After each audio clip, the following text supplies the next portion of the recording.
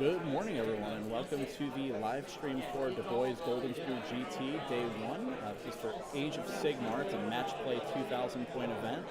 We've got 30 players here this weekend vying for the title of the Golden Sprue Champion.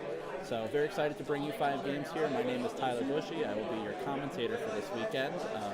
Very excited to solo boot this and cast 5 games to you all, so I'll do my best to provide some substantive commentary and play-by-play. Starting off today, we have the Lumineth Realm Lords versus DaBoyz. We have James Kent on the bottom and Daniel Riker on the top. Definitely a very interesting matchup going on here of 2 relatively experienced tournament-going players. So I'll jump right into it and begin taking off with a bit of a background of the players and jump into each of their lists. But I'll start with Dan Riker, who is a holdover from War Machine Hordes, much like AoS juggernaut Tom Guan. So shout out to Tom there. But Dan is running the Lumineth at the top here. So he is running a unique build with Teclis and Ionis. When I asked Dan previously about his build, he said, I tried playing Varangard and they were very boring. So that really informed his army selection decision here. So very excited to see this on the table. Dan has a couple notable finishes previously. Last year at Captain Con, Dan went undefeated, if I recall correctly, or 4-1. Either or, and then also finishing in the top 8 at Adepticon this past year, and I believe also potentially receiving a nomination for painting. Dan is definitely a very capable hobbyist as well as player, so power to him on that front. And then on the opposite side, we have James Kent running the DaBoyz. James is very excited. I was talking to him a little bit before the game about what it is he's running, what miniatures he's excited about. He's got a reinforced unit of the new DaBoyz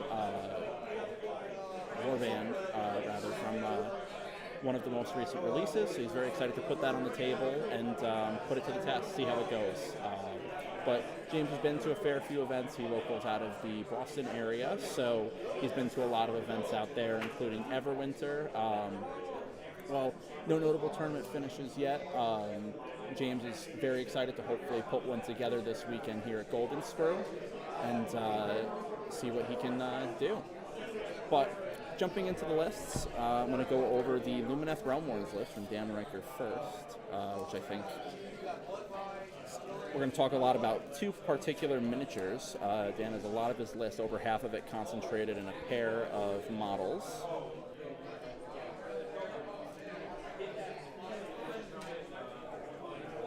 So starting off, he is playing Helon, which is a Lumineth sub-faction that will allow his range units to gain a +1 to wound on their shots, adding a little bit of efficiency to his Kangaroo units, which we'll get to in a moment. Previously, the Helon sub-faction allowed for +1 attacks on your missile weapons, but you had to be within 6 inches when you were shooting.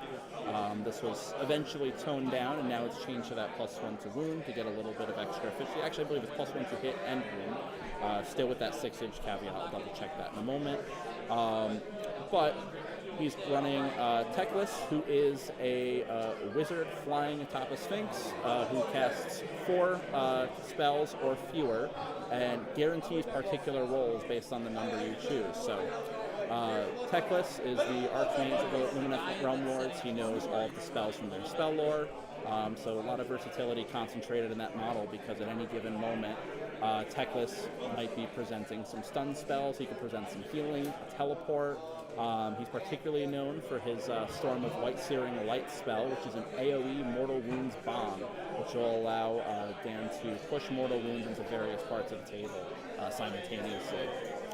Alongside that, really the theme of Teclis is consistency, since he's guaranteeing those cast numbers, is his partner Ionis Cryptborn, who is a new Stormcast model that was released in the Army of Renown box. This is an interesting use case for him. I'm pretty excited to see this. 400 points, which is the maximum size for an allied unit in Age of Sigmar under ordinary circumstances, so he just fits in at 400 points, but he brings some consistent praying to the table, which is definitely a welcome addition, and obviously you get the defensive utility of having an extra dispel from having a priest as well. He can interact with invocations if he were to, say, play against Fire Slayers, that is the Lava Dwarf, so A lot of value there. Two miniatures that I really want to talk about in this list are the two foot heroes that Dan has chosen. So first of which we have the Sonari Cathalar, who is a foot wizard that has the Silver Wand artifact. Silver Wand, interesting choice. This is going to give him a +1 to cast, which is promoting some additional consistency as Dan is moving through his casting phase. Big running theme in his list here. But she knows the Total Eclipse spell, which is a devastating spell that targets a player, and basically whenever they would utilize a command, it costs 2 command points instead of 1. A very great way to run your opponent dry on resources. So super excited to see Dan try to get that spell off here and limit some of his opponent's utility. One of the interesting bits about the Cathalar is her spell. She has Darkness of the Soul, which is a spell that allows her to target a miniature on the board, and he can roll 2d6 against the bravery stat of that model when they try to make a move, a run, a number of different game actions that they could take, and if he beats that bravery, that model is unable to take that action. So, definitely really great against Oryx traditionally, because Oryx have no bravery, so that would be very interesting in this matchup. Similarly, Teclis can use Crippling Vertigo, which is a nearly identical spell with a slightly different casting value that does the same thing, but it's from a separate part of the spell lore. So uniquely, Dan here can double target a unit, once with Crippling Vertigo, once with Darkness of the Soul, and freeze that unit in place. In addition to that, Dan is running the Umbral Spell Portal, which is going to allow him to extend the range of these spells, casting them through the Spell Portal. That's going to be really key for reasons that I'll get to in a moment when we talk about James Kent's list. Moving on from there, Dan has the Sonari Loreseeker, which is a unit that you can deploy into Deep Strike. So starting the game, Dan can choose to deploy this unit on the board from reserves. If it lands on an objective, it'll count as 10 models while it is contesting that objective. Not only that, the Sonari Loreseeker is the general and has the command trait Shaman of the Chilled Lands. This gives him access to the spell lore from the General's Handbook, including spells like Merciless Blizzard, which is a 12-cast spell, Mortal Wound, direct shot, 4d6 if it goes off, very devastating spell. We've seen it used to great effect throughout this General's Handbook, so super excited to see him go for the gambling route, try to pull a big piece off the table potentially early on. Now, one feature of both the Cathalar and the Loreseeker that's worth noting here is that the Sonari foot heroes both have an auto cast once per game, so they can guarantee a cast on a 9.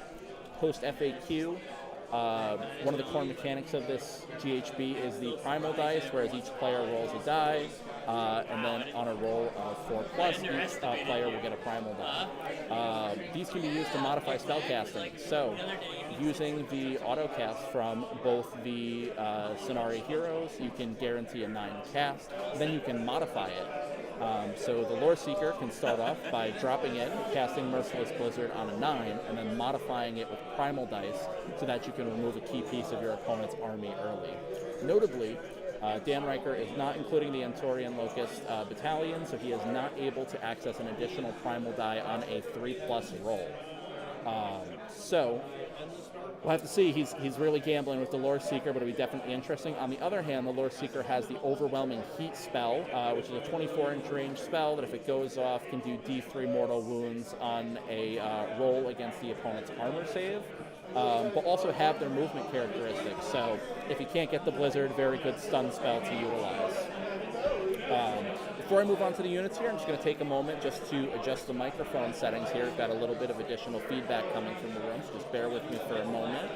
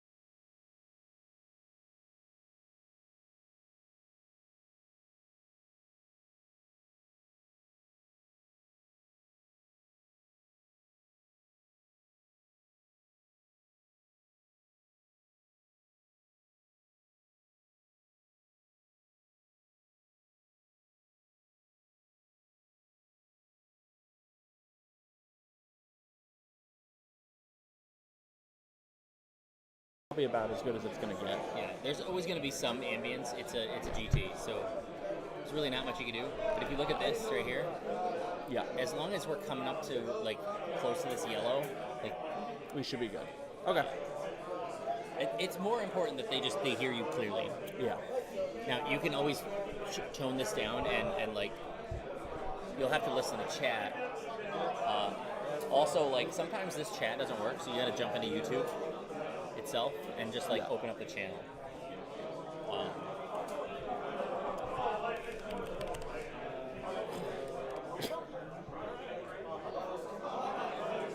Okay.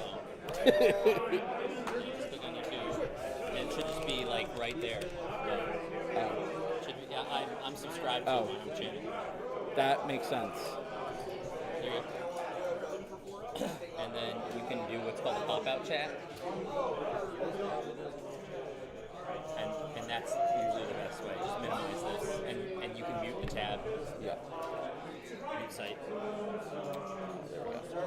And that way, like, you'll hear other sounds in the computer, but not that. And then I usually just, like, drag this to the right and then minimize this chat.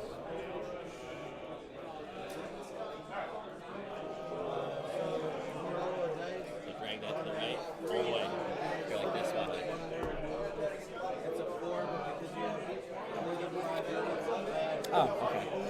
You can take this. Nice.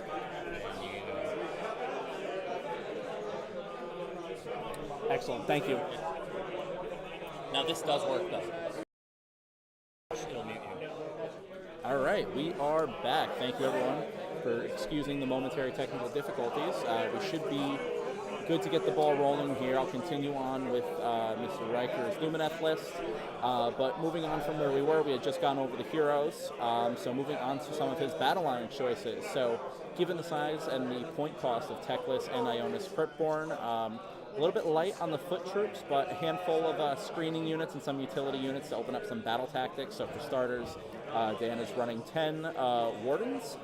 These Wardens are unique infantry in the sense that the unit leader is a wizard. So on those, he has Ethereal Blessings, which will give them a Ethereal save, which can be really good for making the screen a little stickier. Now, one thing he can do on top of that is Teclis often is going to be casting Protection of Teclis, which is a 5-up ward bubble. This is really key to make Ionis a little tankier because he does not have a ward save and is weak to mortal wounds, which is direct damage. Same thing with the Wardens if they're ethereal. You can give them an ethereal save, but if they're taking mortal wound, that's coming straight through. So that'll give them a little bit of extra stickiness. Moving on from there, there is the 2 units of Wind Chargers, which you can see Dan is placing on either side of the table, likely setting those up for early battle tactics. So those units are very quick archers, and uniquely they have the ability where shots on their bows cannot be warded. Previously with the Helon trait, that was really good because you could multiply their shots, then inflict lots of damage that could not be prevented using So moving on from there, we'll get into his endless spell selection. So he has a Umbral Spell Portal, and then a Aether Void Pendulum, and the Suffocating Gravetide. So a couple different choices there. The Suffocating Gravetide is a relatively large endless spell with a low casting value that's great for movement blocking. Given its size, you can use it to place it where your opponent would probably move with their models.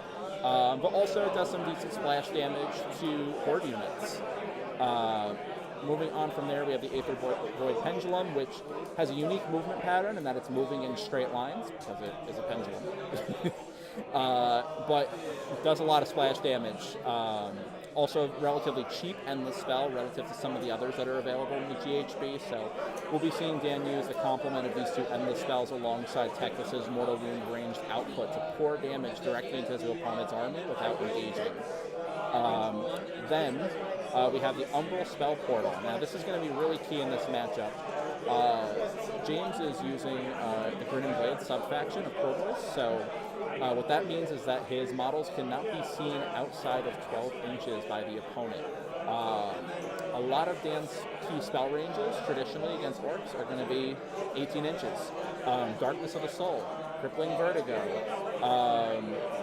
the two that I mentioned prior being huge examples of this. And so what he's going to need to do is place that Umbral Spell Portal within a meaningful range of his opponent's units and really, really prioritize getting a value cast through the portal to deliver his spell effects at range. On the other hand, James here is going to be looking to, with his more melee-centric list, march up the board, get in close once he is able, and begin picking apart those screens. But of course, using the 12-inch range to his advantage as well to mitigate some of that incoming damage as he's moving into the center of the board.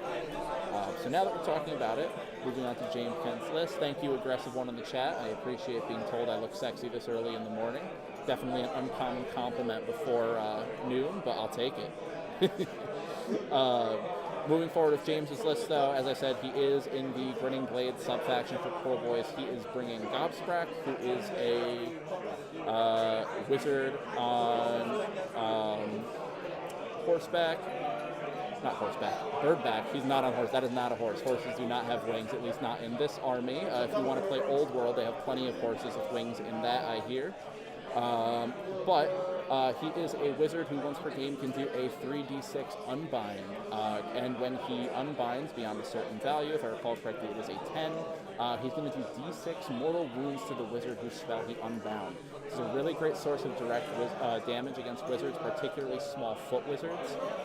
Dan's list does not have a bodyguard unit or the Phoenix Stone to revive one of those models, so those foot wizards are definitely going to be in kill range from Gobsprak's mortals. Gobsprak also knows the DaBoyz spell lore, so you can throw out a lot of really great debuffs. He also has a hero phase move that he can do off of a spell, allowing him to move twice a turn. And then, of course, there is the Killaboss on Volcha, which is the second of the two birds.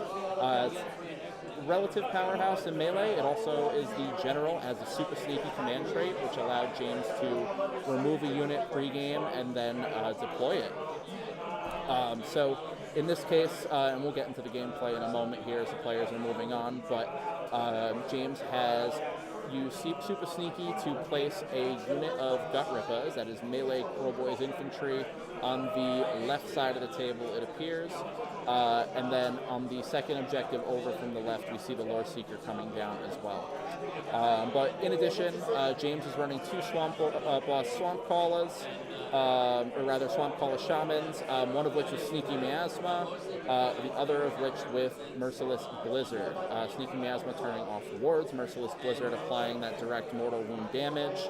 And then in addition to that, he has the named Sludge Raker character, the Swamp Boss Scumdrek, who is going to increase the mortal wound output of his DaBoyz units. DaBoyz notably do mortal wounds on 6s, and the mortal wounds are enhanced by the Swamp Boss by 1.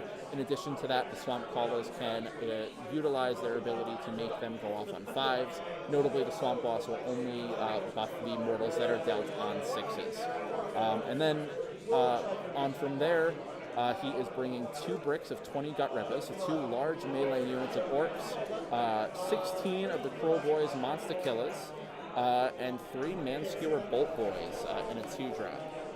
So, definitely want to jump into the gameplay now. We've kind of given a bit of a perusal of the lists here. And I want to talk about these Monster Killers. And so the unit that is actually on the leftmost objective on your screen, I mistakenly said Gut Rippers before, but it is the DaBoyz Monster Killers. These are a new unit that was recently released, and they have a few spicy abilities. So for starters, they have the Monster Killer's weapons, which are 2-inch range weapons, 3 attacks, 4s and 3s to hit and wound, -1 damage, or -1 rend and 1 damage. Not too bad. Pretty sizable handful of attacks. You're throwing a lot of dice at your opponent, and that's really important for DaBoyz because you're doing 6s on the mortal wounds. Moving on from there, once per phase, when an enemy monster within 6 of the unit carries a monstrous rampage out, if they have any Clutchagrots, you can say that they will try to gobble up the Clutchagrot. And if they do, on a 2-up, you stop the monstrous rampage, but on a 1, the Clutchagrot is slain. So, pretty favorable odds to stop a key monstrous action. Might come in clutch against either Teclis or Ionis. So, definitely interested to see where that goes. Talking to James before the game, he was pretty excited to put these guys on the table and see what they could do in this context. Not only that, but if a enemy monster is within 6 inches of the unit at the start of the combat phase, you can roll a die and add 1 to it if the monster has any wounds. And then on a 3-up, you can give it Strike Blast. Really great source of activation control. Techless is reasonably punchy in combat, particularly Selenar. Ionis is a little light on damage, but can definitely put out a hurting, so it'll be interesting to see how he's able to leverage the activation control here to mitigate some damage and really get value out of his orc units. So it looks like Dan has taken the first turn, and he is laying out some spells here. So first we see that spell portal come down. It looks like he had measured out to place it within 12. So working through his spell ordering now. I mean, from Dan's perspective, the world is your oyster here, right? I want to talk about this scenario and why going first is super unique here. For anyone in the chat that's not super familiar with Age of Sigmar, unlike traditional games, Age of Sigmar has a lot of permutations of any given game that can be played. The reason for that is because of priority. Priority is a system in which we roll dice at the end of each battle round, and the winner of said die roll, with ties being broken by the player who goes first in a round, can decide to go first or second in the following round, meaning that if you take the second turn in round 1 and you win the priority, you could take the first turn in round 2, meaning you take 2 turns sequentially. In the case of Dan here, taking that first turn, going first, means that he could potentially play conservatively, give the turn away. A lot of spell debuffs last until the next hero phase, which means he can get his cast off in this turn, and then immediately from there, give the turn away and allow his spells to last until his next turn, which is going to be, by that point, 3 turns away. It's going to be on the back end of round 2 if he wins that priority. Also taking first, allowing him to break ties in that context as well, which is super good, gives you favorable odds on winning the priority. Not only that, but I want to talk a little bit about the scenario. So you'll notice there's 4 objectives across the middle of the board. This is Geomantic Pulse, which is a standard, not a standard hold 1, hold 2, hold more. Has a bit of a unique scoring mechanism. For starters, you score a victory point if you control at least 1 objective. You score 2 if you control the pulse, which we'll get to in a moment. 1 for each objective adjacent to the pulse, and 2 for completing a battle tactic. So, the pulse is going to start on either end of this board. If you start at the second battle round, the player that is going second is going to choose either side of the board for the pulse to start. And then as the game goes, the pulse is going to slide across the board, shifting the field of battle and, of course, changing scoring opportunities for each player. Now, we see that James here has elected to place the monster killers on the leftmost side of the board. Obviously, the bulk of his force concentrated on the opposite end of the board as well. So kind of splitting, predicting that, probably having the feeling that he's going to go second. Either of these objectives may be somewhere that he needs to exist and take up space on the board. So by going first here, giving himself those favorable odds on the priority, Riker is going to give himself the chance to potentially take second in the round and dictate the pace of the game by choosing where the pulse lands from the get-go. Really great, especially for an army like his that doesn't have a large number of units on the table, and he wants to play those sparingly. So, looking at Riker's deployment here, he's fanned out, he's placed the horses on, kangaroos, kind of horses. I'm confusing everything with horses today. There's a long-running joke in our community that I am the #1 horse advocate because I am a big fan of the OBR horses, the Lumineth Realm Lords horses, and if you squint at any cavalry model long enough, it kind of looks like a horse. That being said, Dan has placed each of those kangaroos on either side of the table, likely setting up for some future battle tactics. Notable one being Surround and Destroy in this GHB, which can be utilized with units that can flare out onto sides of the board to score a nice 2 victory points easily, and then your units can converge on engagements in the inner part of the table. We also see the Lord Seeker deploying in the central position on the board, and of course, the spell portal landing near it as well. Right now, the Sonari Cathalar is in the Shrine Luminor, which will give him a reroll to cast within 24 inches because there is a Shrine Guardian. So we talked a lot about consistency before. I mean, Dan Riker's list, of course, he has the guaranteed cast with Techless. He has potentially guaranteed prayers with Ionis if he chooses to use the ability that way. But we've talked a little bit about consistency elsewhere. I mean, each of the Sonari heroes has an auto cast on 9. He has a +1 to cast with the Cathalar. He has a reroll within 24 inches from the Shrine Luminor because the shrine is garrisoned.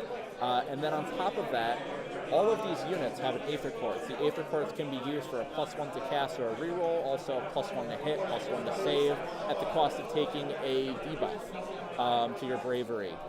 Another thing that's really good, we talked a little bit about the Cathalar using Darkness of the Soul, Techless comboing it with Crippling Vertigo, but the Cathalar can absorb the Aether Quartz debuff and then pass it to a unit within range. If I recall correctly, the range is 18 inches. This is really great because you can permanently debuff your opponent's unit, and then by Crippling Vertigo and Darkness of the Soul, control its movement potential.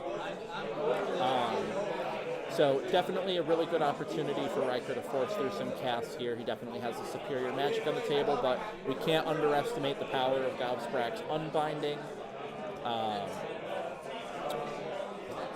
That being said, we're getting into the movement phase now. It appears Riker is flaring out each of the Kangaroo units. Looks like he might be going for a turn 1 surround and destroy, getting those Kangaroo Archers on the leftmost side within range of the Monster Killers to pepper in some damage, but also scoring a tactic at the same time. So definitely interesting. Because of the way this battle plan works, you can only score for having at least one objective turn 1. So there's no incentive for Dan to really overcommit. He already has that with the Lore Seeker, so doesn't really need to push those units up too far. He's pushed the Kangaroos on the right side up a little bit further. He's moving Ionis in along the garrison there at one of the central 2 objectives. Techless likely to hug him if protection of Techless has gone off. We're probably going to see some damage here, some chip coming in on the Monster Killers. It looks like James responded to some of these movements with a redeploy on the first. And then we see Techless taking a move. And of course, Riker carefully hugging the spell portal. So that way in future turns, if it's sticking around, he can just continue to cast through that. Definitely interesting choice, but without the knowledge of which spells have gone off in the hero phase, which I can confirm with the players momentarily, it's possible that James may be stuck in his deployment if a Crippling Vertigo has gone off, but based on the spell portal placement, I don't think that's the case. I think Riker is just positioning Techless aggressively here. I believe the Wardens are in the garrison between Ionis and Techless, so I imagine we may see the Wardens pop out and rescreen. But we will see in a moment. With that, I'm going to step away for just a moment so I can confirm battle tactics and where we are just at the turn.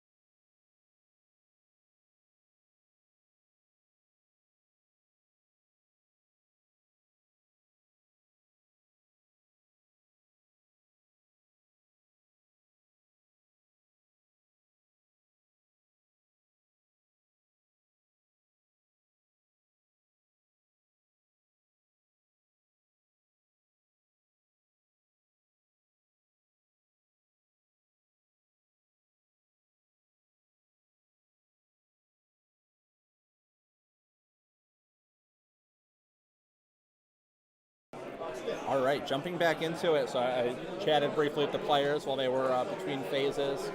Confirmed that the battle tactic for the turn was surround and destroy, which Dan appears well positioned to seize here, assuming the garrison is wholly within 6 inches of board edge. Looks like it might be a little forward, so he's likely going to pop the Cathalar out of the garrison potentially to seize that.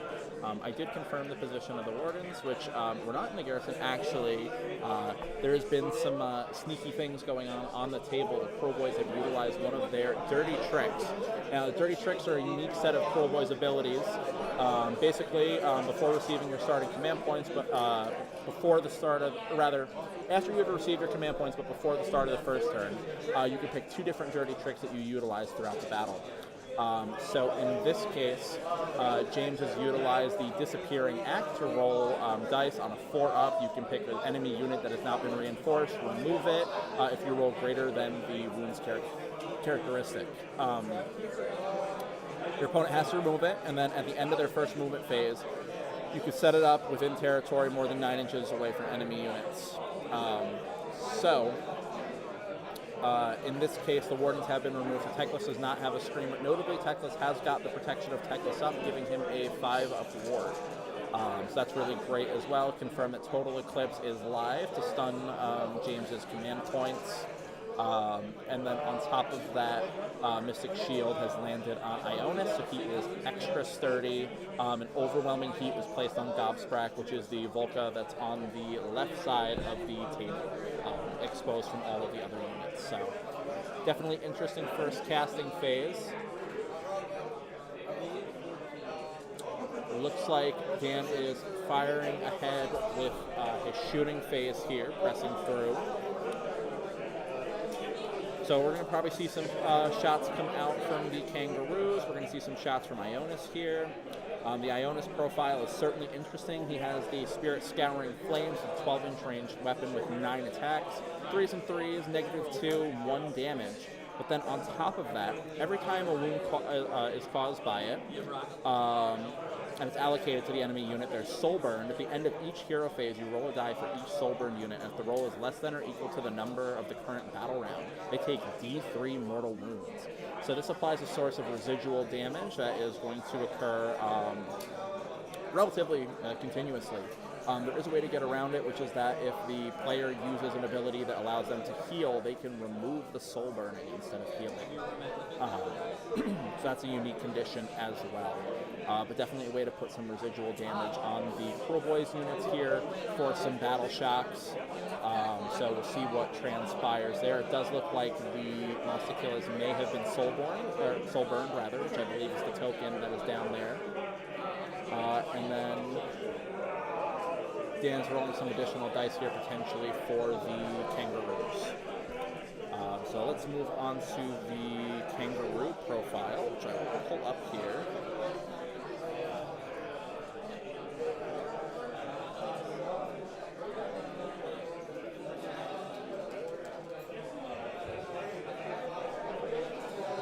So as I was mentioning before, for starters, if you're within 6 inches, with the Helon ability, you can give +1 to hit and wound on one of your Helon units. It doesn't look like Dan is in range to use that based on the positioning of those models on the objective. So he's probably just maybe +1 to hit with an all-out attack at best, throwing these shots on that unit. The Huracan Wind Chargers are 2 shots each, 3s and 3s, -1, 1 damage each. Both players reacting pretty hard here. Looks like one of them, it looks like James actually may have rolled just flat saves. Oh no, I think that may have been the battle shock. Actually, I think he has successfully lost some models. Unsuccessfully, rather. It looks like they appear to be counting points. So give them a moment to collect here. And then I will get the score from both players.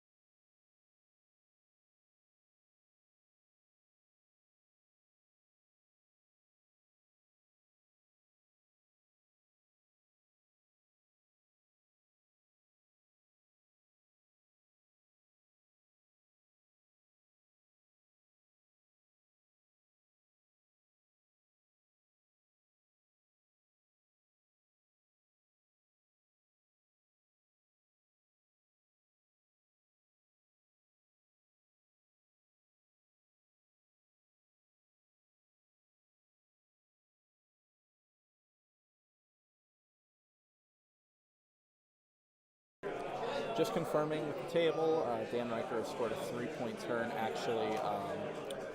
Good show of sportsmanship from James here. It appears Riker had not properly measured the Shrine Luminary holder within 6 for the tactic. James allowing him to port out the Cathar to recover the tactic. Definitely early here, so hopefully the players get some caffeine in their system shortly, but James starting the day off bright and early with some courtesy for his opponent there. So 3-point turn for Dan Riker.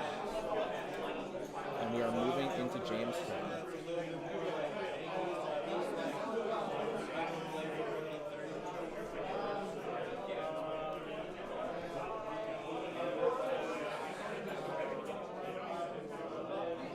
James asking a few questions here about his opponent's army. He's definitely got a couple considerations. We've seen the Wardens have come back down from the Dirty Trick.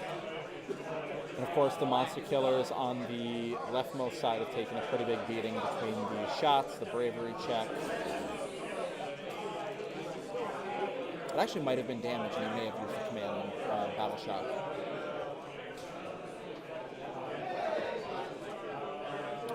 That being said, I mean, from James' perspective here, you've got a large surface area of models with which you can engage, but not many of them are within the range of the relatively slow orcs.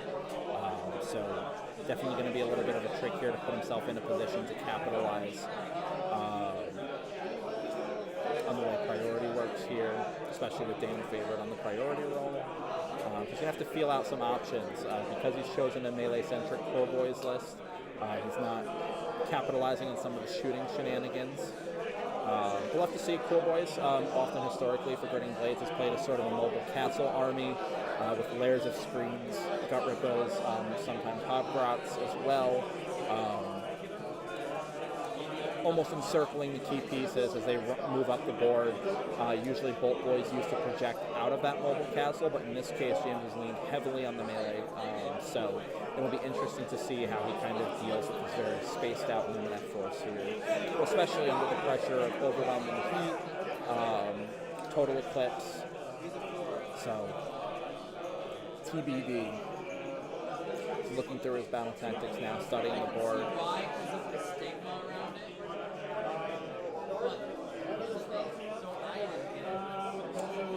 Looks like he's going through some casting now.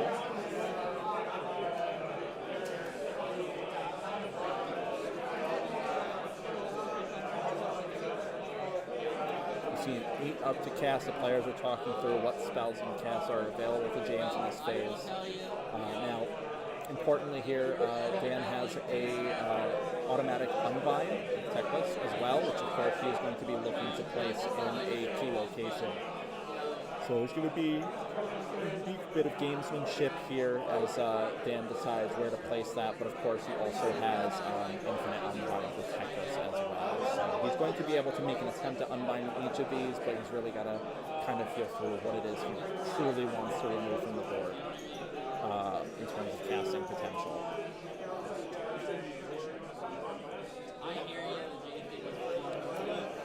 I believe this is Choking Mist.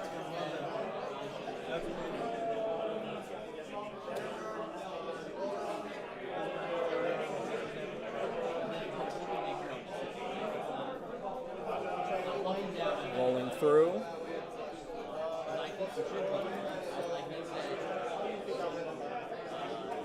Riker is making an unbind and then use the primal to guarantee the dispel here. So now I think James is in an interesting pickle here because, I mean, he's been forced to take second. He's not favored on the primal. His opponent is spaced out on either end with access to the pulse. If he is able to decide it, that'll be super awesome. But he's got to figure out how he wants to space, how he can play the long game. He needs to prepare for additional mortal wounds inbound from all of the wizards on the Lumineth side. Of course, his key answer to some of the output from the monsters there is the Monster Killers and some of his melee units and being able to get in good. So he needs to find that right distance to not quite allow his opponent to pulverize him on the following turn, depending on how priority goes, but also be able to capitalize if he's given the turn, do something, plan for that possibility, which I think is the potentially likely approach from Dan, although with this aggressive positioning of Teclis here in center board, it's certainly plausible that Dan is just going to say, I'm going for it. Teclis is throwing his lance. Selenar is going into combat. That's Teclis' Sphinx, pushing Ionis into the opponent, laying down heat.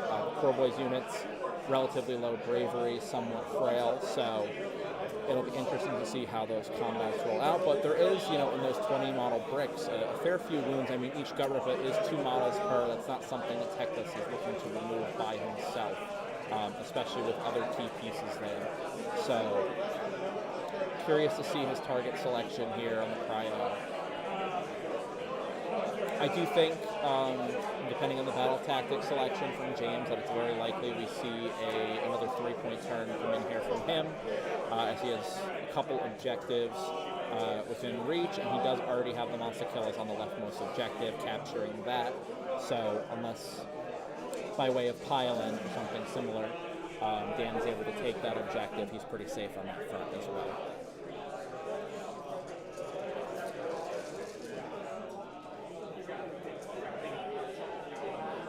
We see measurement now come in from the Volca flying over the back line.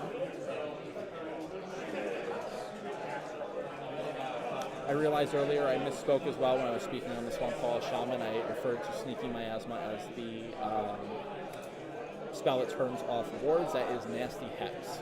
But Sneaky Miasma allowing James to move the Volca across his back line, get it out from behind the screens, move it forward, start pressuring those objectives. We see that he is moving the Swamp Boss forward. We'll probably see a charge from the Swamp Boss into the Lore Seeker to remove that piece from the board. Probably a solid choice, given that one usually does not want a merciless blizzard in their face as they're moving up the board, and it's like walking into a machine gun. We see the second move now coming out from the Volca, so closing in on the Kangaroos on the rightmost side of the table. This really goes to demonstrate the flexibility the Sneaky Miasma provides. Being able to move twice a turn is just incredibly powerful. We've seen it in Big Wa with the fast and mount trait, same in Iron Jaws. It's just something that orcs really benefit from due to their relatively mediocre speed stats by and large. But when you do have these fast units like a Maw Crusher and Iron Jaws, or you have a Volca and DaBoyz, you're able to cover a lot of ground. It's very substantial. And so we see here James using that to effect to close the distance, get 3 inches from those Kangaroos. Now he is moving those gut rippers up the board so he can close the distance.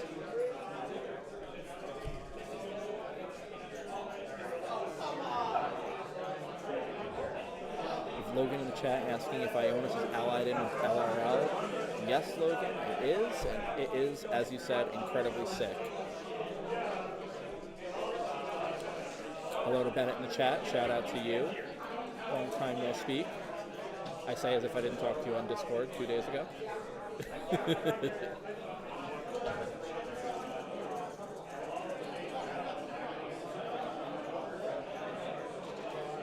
Now, these players are moving their models and plotting through the movement phase here. And we'll kind of just talk about each of the grand strats, which I think, of course, could be a determinant in the late game scoring potential for each of these armies.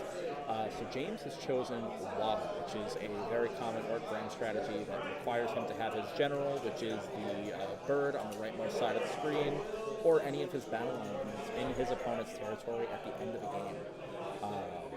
This is also very commonly seen in Big Wa and Iron Jaws. It's a pretty accessible grand strat. And orcs tend to have a relatively aggressive play style as well. Certain armies, DaBoyz obviously being the more conservative of the bunch, and semi-castling, but you're pressing out into the board, you're moving units forward, you're engaging your opponent either for range projection or combat pieces in the case of James' list here, so getting into your opponent's deployment is not a super complicated piece of the puzzle to solve long term. Just got to make sure you have models. On the other hand, Dan has chosen Magic Made Manifest, which is having 2 endless spells on the board at the end of the game. Now, this is going to be a super interesting one, and this will kind of bring us back to thinking about the priority role and how priority changes the game state, because you get to unbind or dispel endless spells on your opponent's turn. You can do it at the start of your opponent's hero phase as well. So depending on the way the priority goes from round 4 to round 5, James could have multiple opportunities to get these off the board, and if Dan goes second in round 5 and James removes them in his turn, he can't recast them.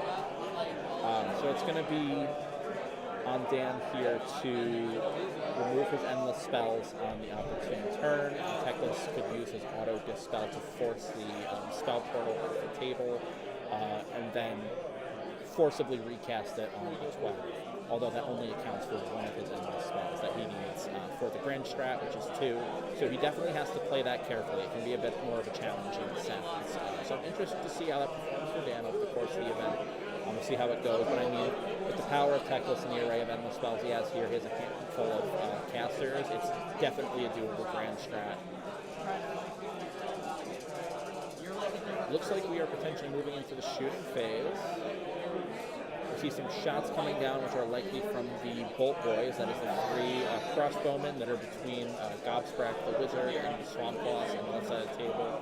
Looks like he has rolled 2 6s to hit, but nothing on the back end to wound. So 4 mortal wounds coming into the Lore Seeker.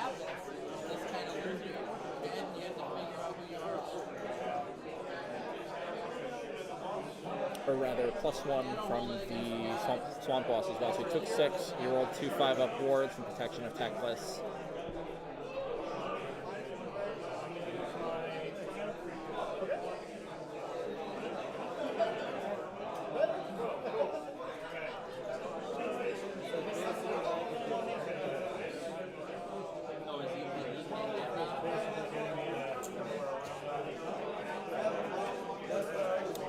Big moment here. We see James has rolled. I was trying to determine what the 12 was here. That was a 12 charge from the Gut Rippers, taking the boxcar charge into the Kangaroos on the rightmost side of the table, which is a pretty long stretch. Really extending the movement of the Gut Rippers there.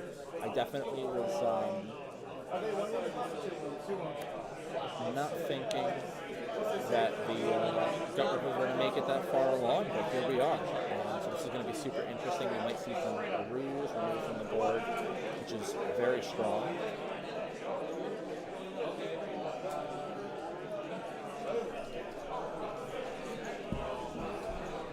The other thing, too, is that the Gut Rippers getting in creates a lot of opportunity for James. He can mix up his charges. He can still roll the Volta charge and charge into the Wardens now. Press closer to Teclis.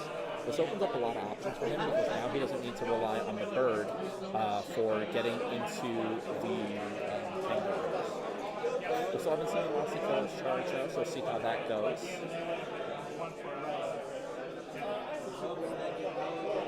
Although they do have some solid anti-monster tools, I don't anticipate seeing them try to make it into Ionis Cryptworm this turn. Likely to go into the Kangaroos. So we'll see how it goes. We'll see an Unleash Hell coming from the Kangaroos down onto the Gut Rippers as James is taking the time to remove his models. Or rather, move his models to where they're finishing the charge. So we're going to see a pretty solid deal of damage coming out from the Gut Rippers here. Presuming the Gut Rippers, based on their location relative to the Shamans, are elixirs, so they're doing mortal wounds on 5 pluses. So this will be interesting to see. We'll have to see. I'm going to confirm with the players the weapons on the Gut Rippers too. So, one moment, I'm just going to table judge for a moment here.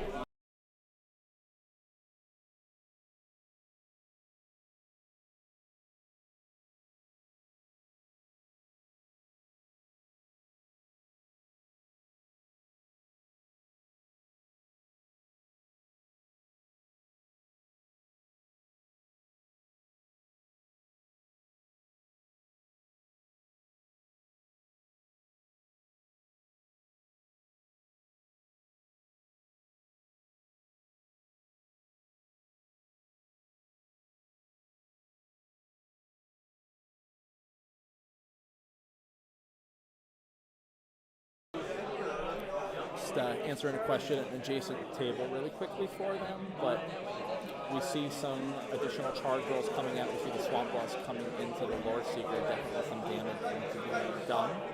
On the rightmost side, we see the Gut Rippers have made it in.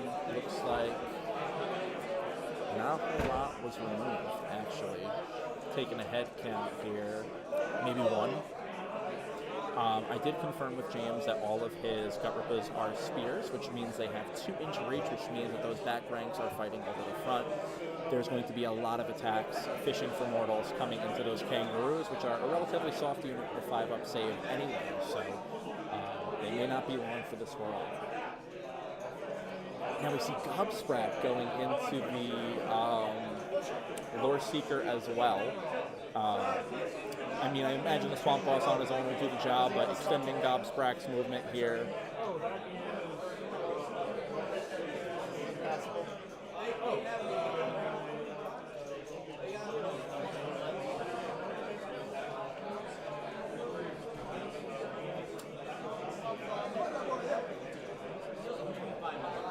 We nailed it.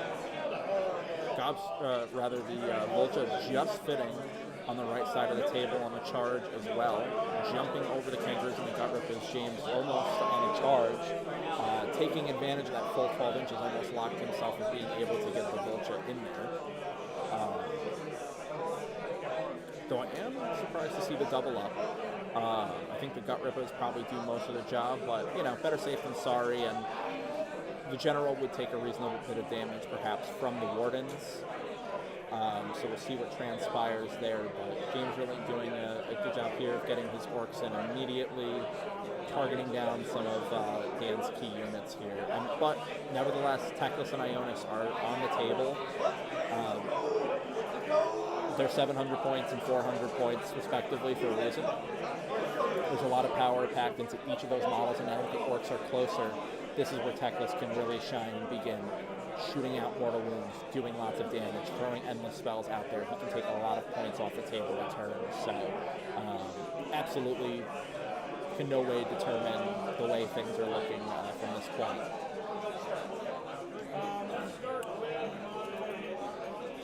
One thing that will be really interesting, though, is the priority. I mean, if James wins the priority roll, he's probably in a really good position to capitalize off taking the turn.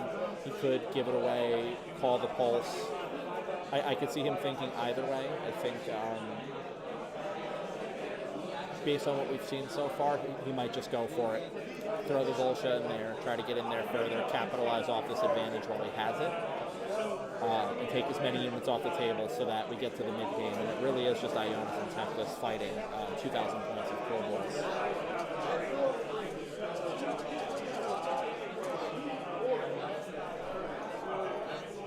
Right now he has 4 attacks. Looks like we either did not see a charge from the Monster Killers or a failed charge on the left side of the table as well. It looks like now that James is running through some of the attacks. I believe this is Gobsprat's weapon profile. Oh, no, he started with the Gut Rippers. Couldn't quite see the image on the War Scroll card there, so starting there.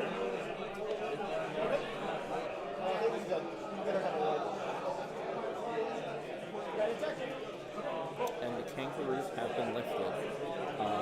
Dan utilizing the Aether Quartz for a +1 to save, but of course with the Mortal Wounds coming in, and of course not the no ward on them because of their distance from Teclis and protection of Teclis, they peel off the table immediately.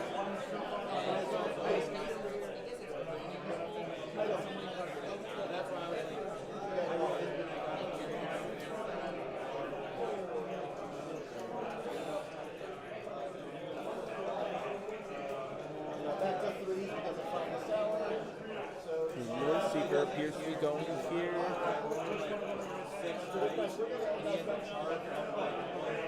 Putting his attacks into Gobsprat here. That's interesting. Try to put some damage down, remove the casting power piece off the board.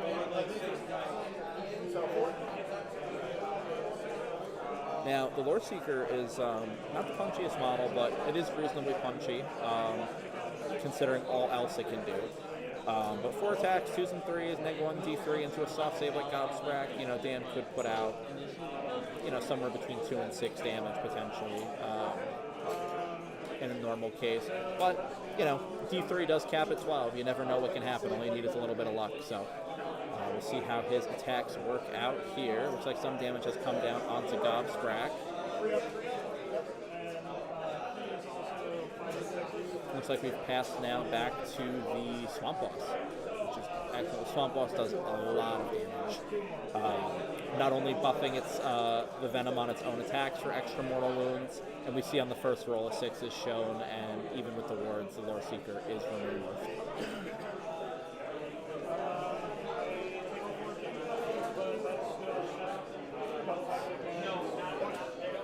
So that is the turn for James.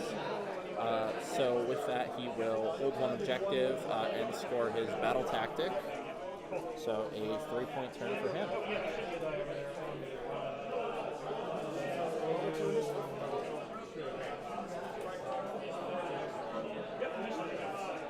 Prio, big roll. Riker has won the Prio and has opted to take it.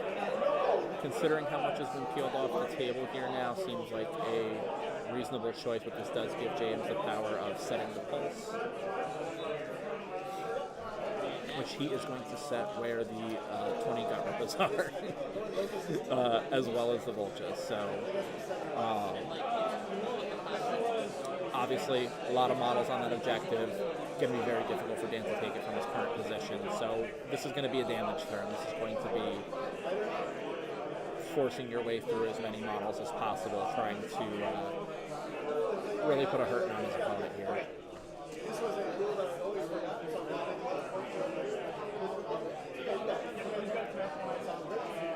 Dan moving over battle tactics.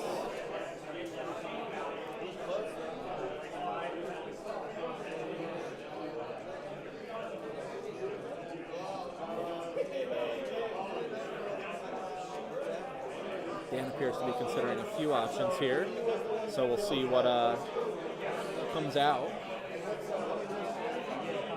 Asking some questions about his opponent's army before deciding.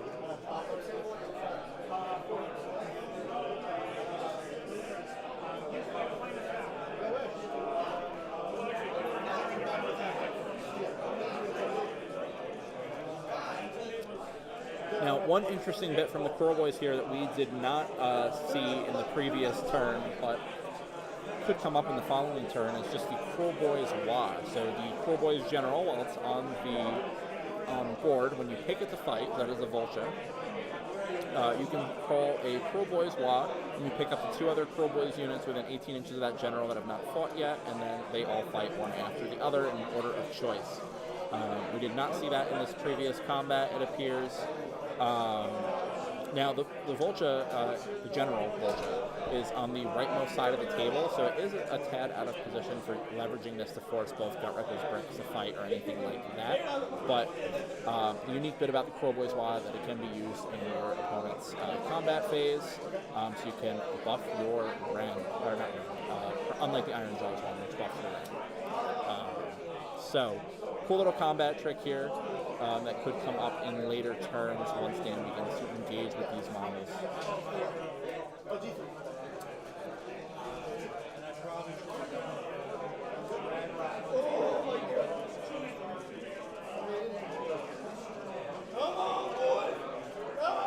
Heroic recovery coming down on Gobsprack there, allowing him to recover 2 of the 6 damage that he took in combat from the Lore Seeker.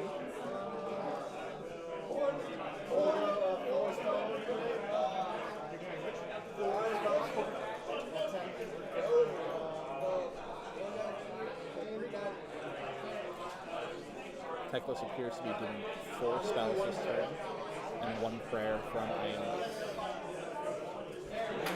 So I mean, in Riker's position here, this is where, like, you really need to start hunkering down, placing down debuffs. But of course, it's a bit of a dangerous game against Gobsprack because, you know, if you're casting 4 spells with Teklos, they're auto-casting on 10s, and if Gobstrack is buffed with a combination of Primal Dice, maybe rolling his 3d6 from the Screaming Mandrake ability, the Unbinds are going to add up quickly, the damage is going to add up quickly on Teclis, so it's very important for Dan to be able to remove the Gobstrack here as soon as possible. The sooner it's off the table, the sooner he's able to breathe and start controlling the remainder of the board. Again, being able to get that Crippling Vertigo, Darkness of the Soul combo off if possible.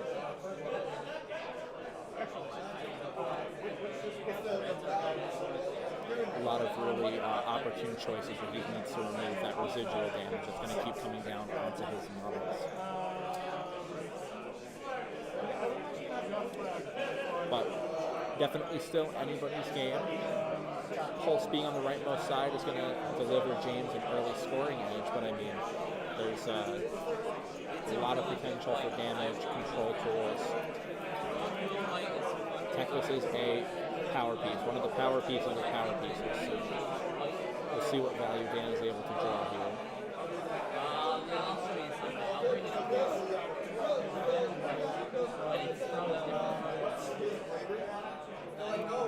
For those of you who are just joining us, thank you for tuning in. This is the DaBoyz Golden Sprue GT Day 1 Round 1 stream. I am your commentator, Tyler Bush, and I'll be here streaming 5 games of Age of Sigmar in the current General's Handbook.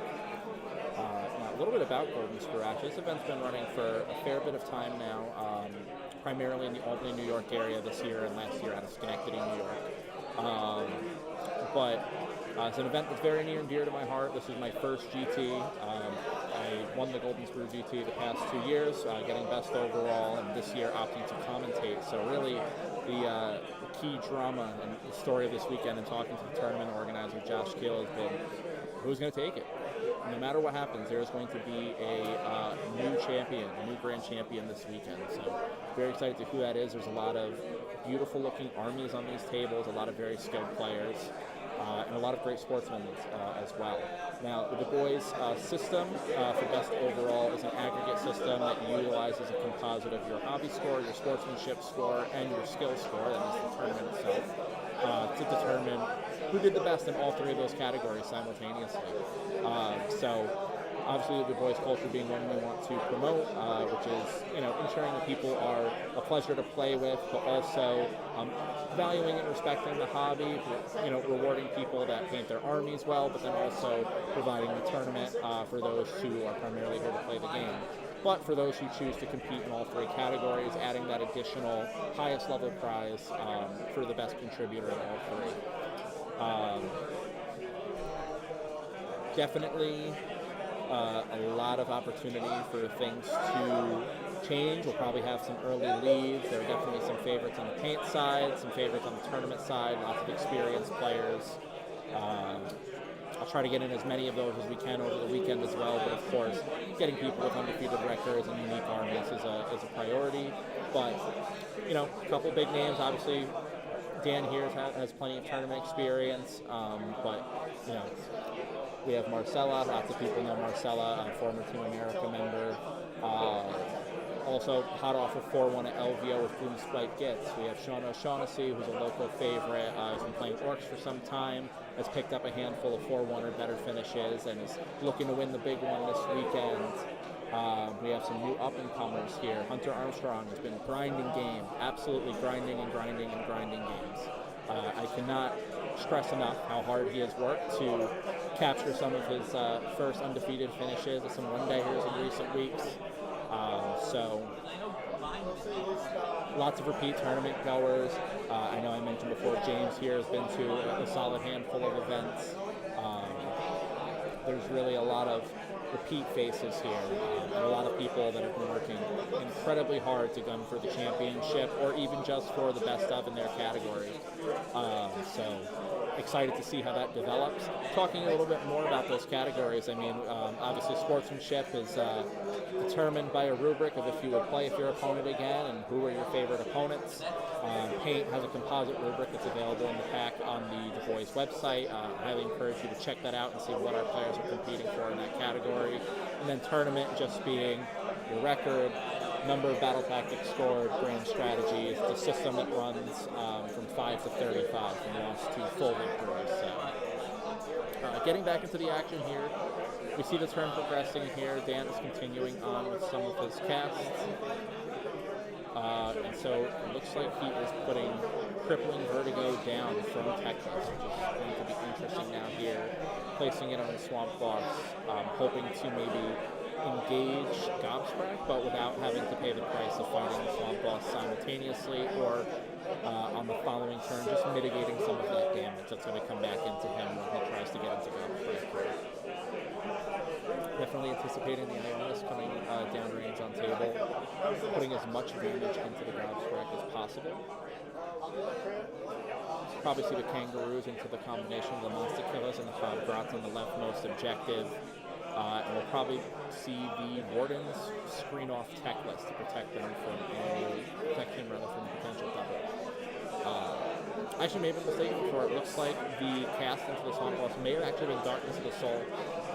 Dan using Techless to shift the Cathalar forward so she can cast her War Scroll spell, Darkness of the Soul.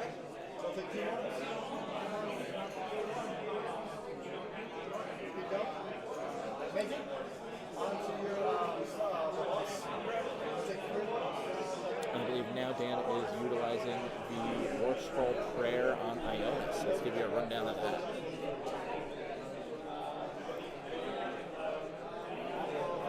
AoS is definitely one of my favorite models on the table right now. A very splashy new piece from Stormcast, and a unique take on the Priest archetype in Age of Sigmar.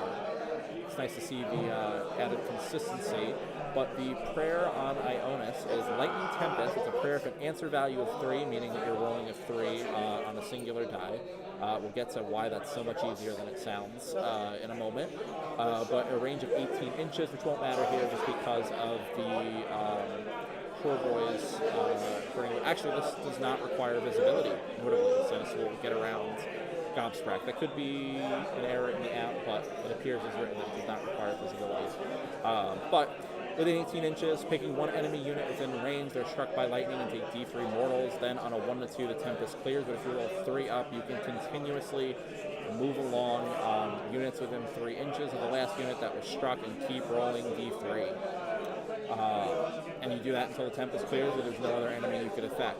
But notably, AoS is able to chant 2 prayers that it knows instead of 1, and if you say 1 instead of 2, it's automatically answered with a 6. And you can't pray at any other time that turn. So, if you say 2, you just make the rolls as normal. So in this case, Dan has opted to go for the 1 to remove, or rather the 1 to pray, and then he's just auto-cast the Chain Lightning here, or Lightning Tempest. Chain Lightning is something different. That sounds incredibly similar and functions much the same way. Now, a couple other key bits here from AoS that are really powerful in this matchup. AoS does block the Rally and Inspiring Presence commands within 12 inches for enemy units. Rally being a mechanic to return models to the unit on 6s on the roll. That'll be really good against the Monster Killers on the leftmost side, obviously, not bringing any of those back, but also later against the Gut Rippers units as well. Inspiring Presence being the command that blocks Battle Shock. Really good against Orcs here because Dan has lots of ways to block Battle Shocks, and as much as possible, wanting to lay into those units and then force that Battle Shock with the low bravery that is going to force a lot of models to flee. Here we see our loving TL hopping into the camera chat, or excuse me, event organizer, Josh Peel. I gave you a shout out before. Thank you for respecting me and my authority.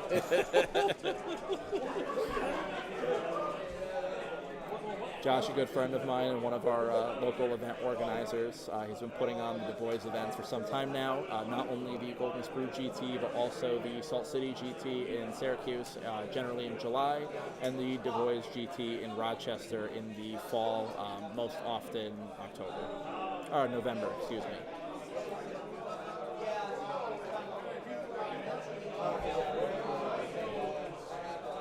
see the Wardens advancing down table. The debuffs are out. One other bit I wanted to mention here, we talked a little bit about Dan's Grand Strat before, but in addition to the auto dispel from Techless, the Arch Relictor at the start of the enemy hero phase can pick an Endless Spell invocation within 12 and roll a die, and on the 2 up it is dispelled or banished. So this is also really good for Dan because in his opponent's turn on that next battle round, he can remove an Endless Spell if he positions Ionis correctly within range, and then have a chance to put it back out there on that final turn, keep his Grand Strat out, particularly strong if he's going second in that round. If he's going first in that round, then, well, dice be dice. He has to cast them in that turn and hope they stick around. So we see Techless shifting slightly to the right, still projecting that aura, which I believe is off the sphere. Likely going to see Ionis down into Gobsprag to do as much damage as possible. And then we see the Kangaroos shuffling in between both of the units of infantry on the leftmost objective, likely preparing to trigger the Heal-On ability, get that +1 to hit and wound, and just absolutely shower both of those units in shots that can't be warded. Not that those units have a ward anyway, but I just like to throw that bit out there because the Kangaroos are quite interesting for that reason.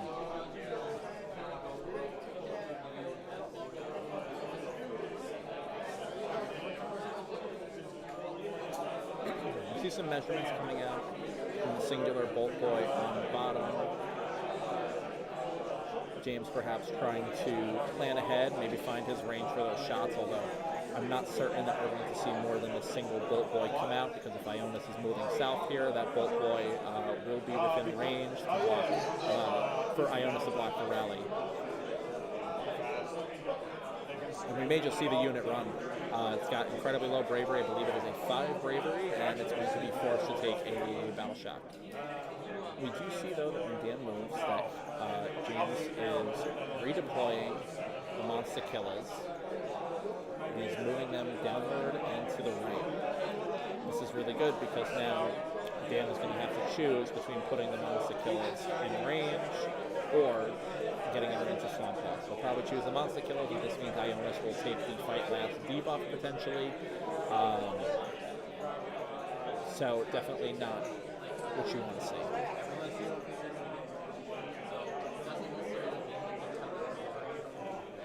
Now, one thing that's interesting here actually is the movement from the Kangaroos, because although the Heal-On ability says that you must be within 6 inches to shoot, you are able to shoot units beyond 6 inches. You just need to be within 6 inches to trigger the ability, unless that's changed with the FAQ, which I am actually going to take a peek at that rule now. But that was part of the tech previously, where you would get that +1 to shots, and then the models that you had within, if your frontmost Kangaroo was within 6 inches of the opponent's unit, the ones behind it would still be able to shoot it.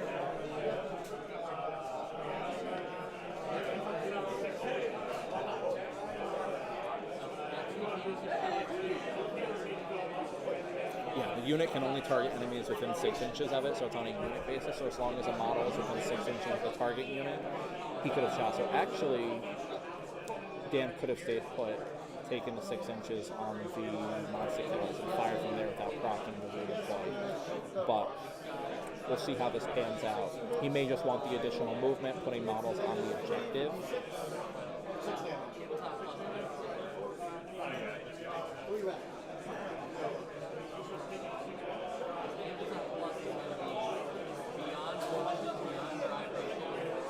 We see 6 damage coming out of Techless onto the Swamp Boss, which is a huge swing of output. Always scary to see those single-shot weapons come out. We all know that no matter how often they say 2s and 2s, 2s feel like 5-ups in that case. So definitely going to be super difficult in some instances to get those off. But here it has happened, and Dan rolled a flat 6 on the D6 damage that came through, so really excited to see. We have Sean Allen in the chat hitting us with the hey-yo. That's something Mick would say, Sean. But welcome aboard.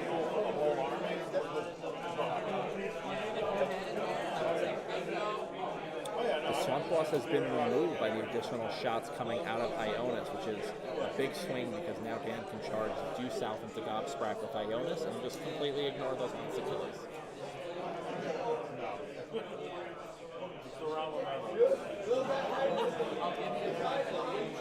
Dan has done a great job here, beginning to piece apart some of these key pieces.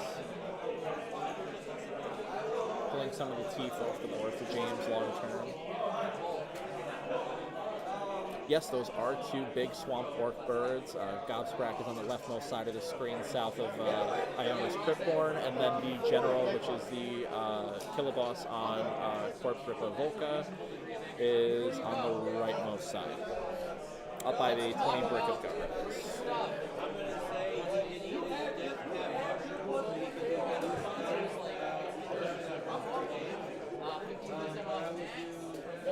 You see some of the monster killers coming off from the shots from the kangaroos.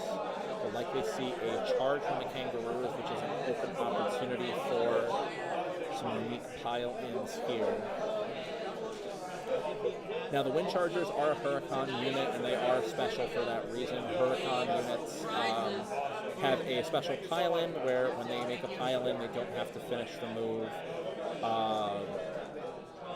as close to a unit as they were. Age of Sigmar and Star Wars Legion. Normally in Age of Sigmar, when you are making a charge, you are finishing that move either equidistant or closer than you were at the start of the pile-in move. In this case, they are not bound by that restriction when they make a pile-in unit, and when you do it, if they charge, they can pile in an additional 3 inches. This opens up some opportunities for Dan to do some pretty sweet tricks.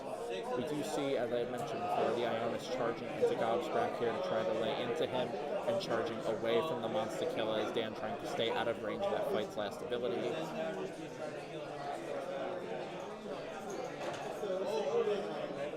Dan advancing to combat.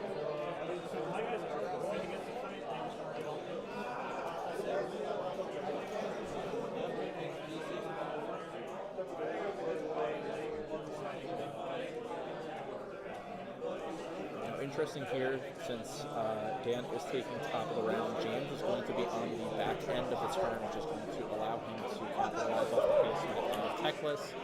He will be able to, if he would like, buff up those Gut Rippers, press them into Techless.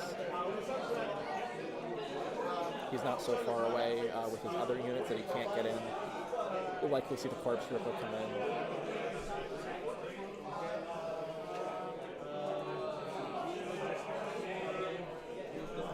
One other thing that's great here about the Lumineth Realm Lord's army is that they have the lightning fast reflexes, which allows them to activate 2 units sequentially.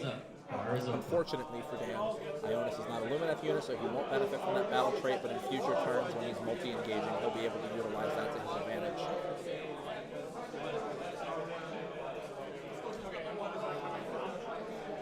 Now again, I had mentioned... Do you want a drink? I would love a drink. What's that thing you like? Sex on the beach. Alright, I'll give it to you. The bar is open.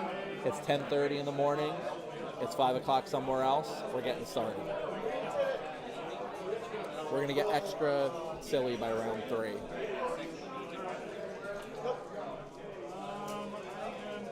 I'll have to get a roll call of all the other orders from the event staff, what drinks they got.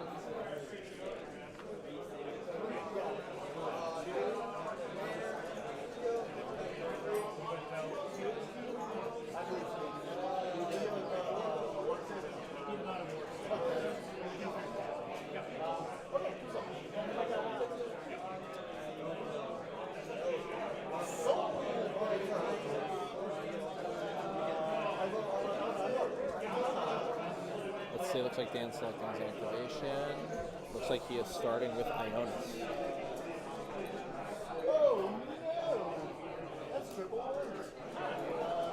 Ooh. Unfortunately, Dan rolling triple 1s on the wound rolls there.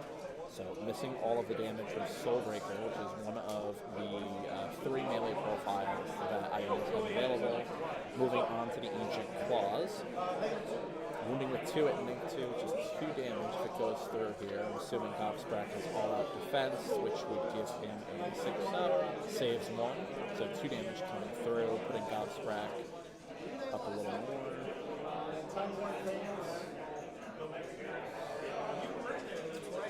Here's what Gobsprak is on 8. Now we have the Time-Worn Fangs.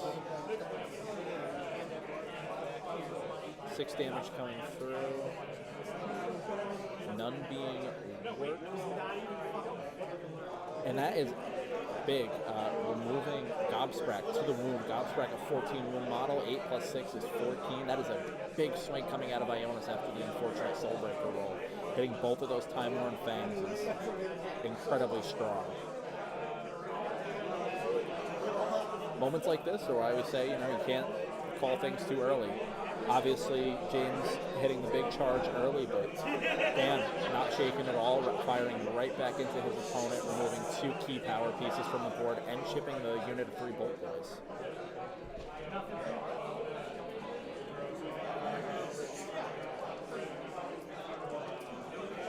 Dan also placing enough models on the objective adjacent to the pulse, so that way he'll capture a few points this turn. Won't take the pulse yet, but this will allow him to keep relatively close on the score while he begins to focus on whittling down this Cruel Boys force here. Now there does appear to be a debuff on the Gut Rippers on the 3rd objective from the left here, which I believe may be either Crippling Burden or Darkness of Assault. I'll probably confirm that while they are in between rounds. Get a table update here.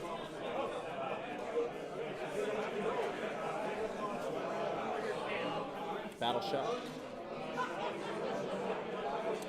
5, and the unit is running. Now, one thing here is that Total Eclipse is choking out those command points. I believe it is still live. I think Techless may have cast it this turn. With that, it's very hard to spend command points to not only get your utility in combat, get that all-out defense on Gobsprak, but then also have enough left over to prevent those battle shots if you want them. Combine that with the fact that he can't even do it because of Ionis. I mean, there's not a lot of battle shot community happening on this table, which is just incredibly potent against a low bravery army like Cruel Boys. So in this case, the Monster Killer is impacted by Ionis, but James running light on command points here.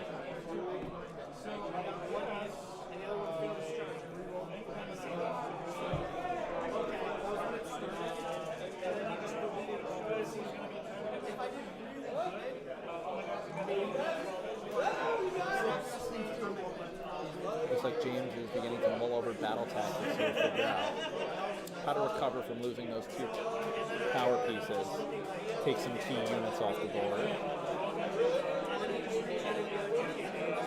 I believe they do have UC at the bar. And if they don't, I know a guy in the chat that'll tell me that they should be beaten for it. I'm okay with that.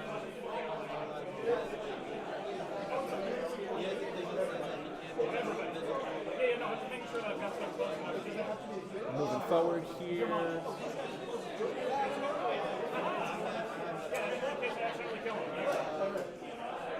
They're bonding over the spears on both of their models, it appears, which is absolutely hilarious.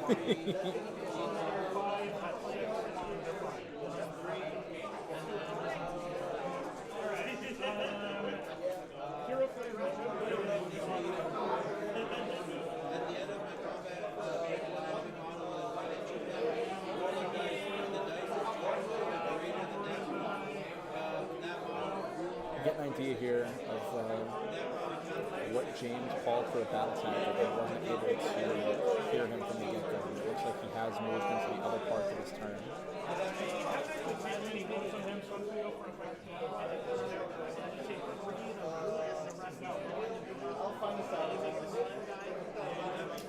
We see a Finest Hour coming out of Techless. We saw heroic leadership coming out of James' side for a heroic action.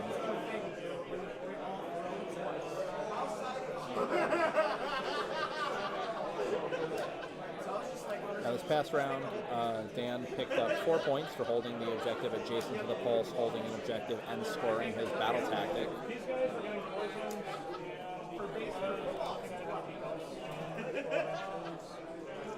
So, holding the pulse already, James is going to be looking to press back forward across the board, project some power, chip away at the wardens, at Techless, get back that second objective from the right, score some extra points, put a big gap between him and Dan, so that way as things are coming off the table here, Dan is up against the clock to fix the scoreboard.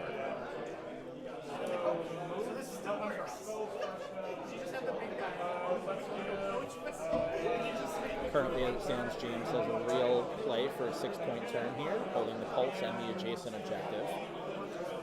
And of course, if he's holding the adjacent objective on the cryo, if he gets it and takes it, he will hold the pulse once it moves from the rightmost objective to the second one over, and then he'll continue being able to press across the board, take another objective adjacent to the pulse, potentially. Don't get sand on the keyboard. I won't. Thank you. Sex on the Beach is in hand. Now we're ready to do some commentary.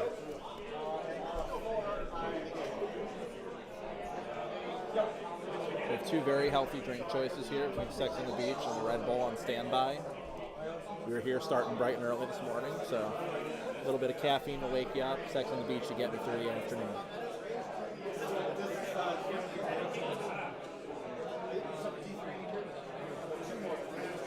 We see the Soulburn Mortal Wounds, I believe, coming out here.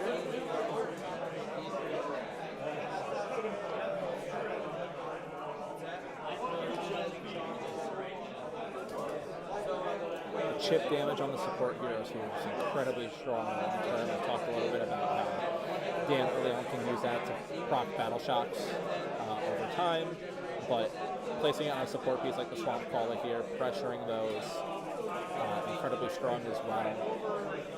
I believe the one on the leftmost side is the one with Merciless Wizard, but I'm not totally certain.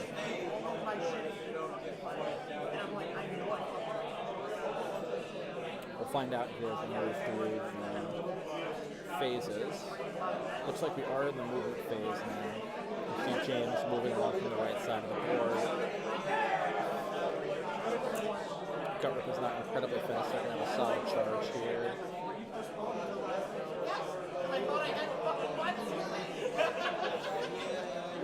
Again, it's hitting the redeploy. Big ol' 5-inch roll. Moving the wardens in front of Techless to provide some additional support. Fiddling with those extra long spears and the wardens, which is always a struggle when you have these models with large pointed bits.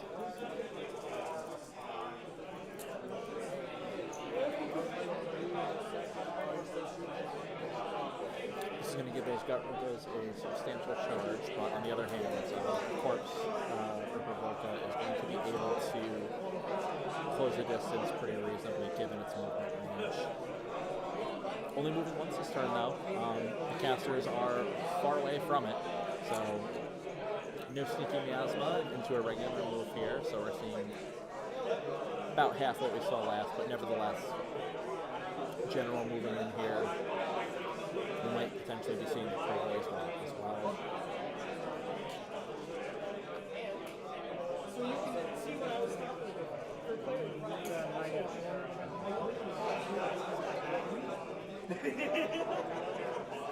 Like a baby match, this was like, you get what I'm saying.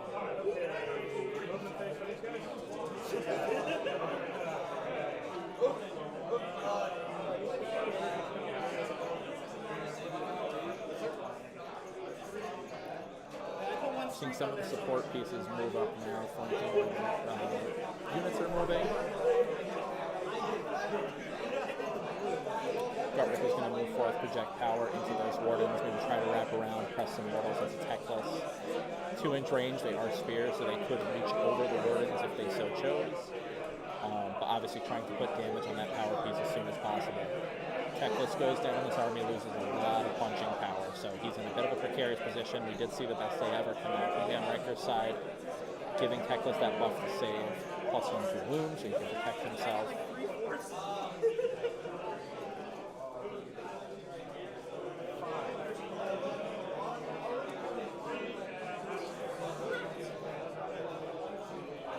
Now we see the Court Tripper come in.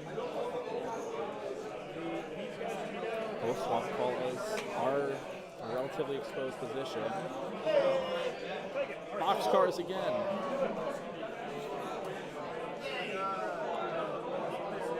Oh my goodness.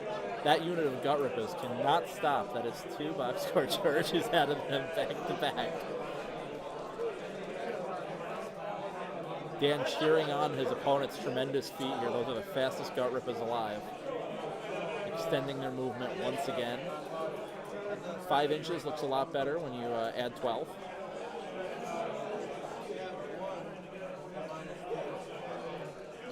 Excellent move here with the addition of the pylon, being able to move another 3 inches potentially.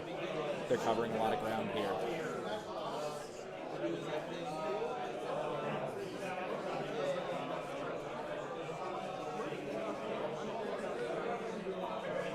This, of course, is going to, depending on how combat moves here, likely deliver the objective back to Dan. It doesn't look like the Gut Rippers on the bottom side here are in a super tight position to capitalize. They may be able to make that charge. We'll see what happens there.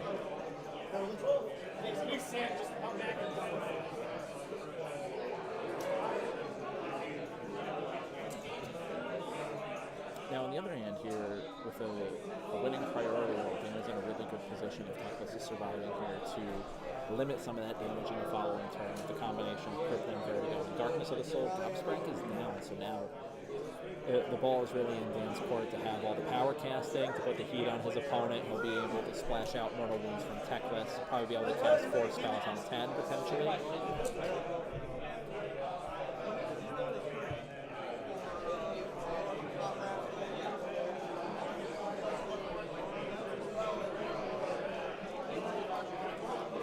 James here moving in the models.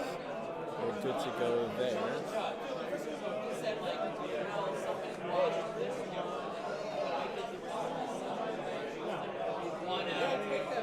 James mulling over some additional charges here. He seems to be happy with that 12. Not overcommitting, putting in just what he needs here.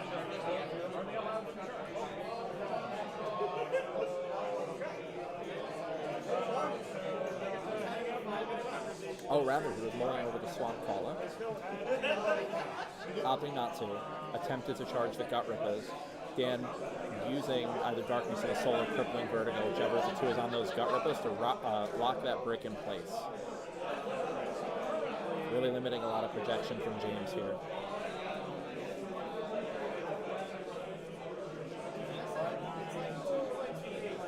Certainly curious if that unit of Gut Rippers had Dan not rolled above their bravery, if they also had a 12 in them. That would have been extraordinary to see. Looks like they're talking through monstrous actions and about to proceed into combat here.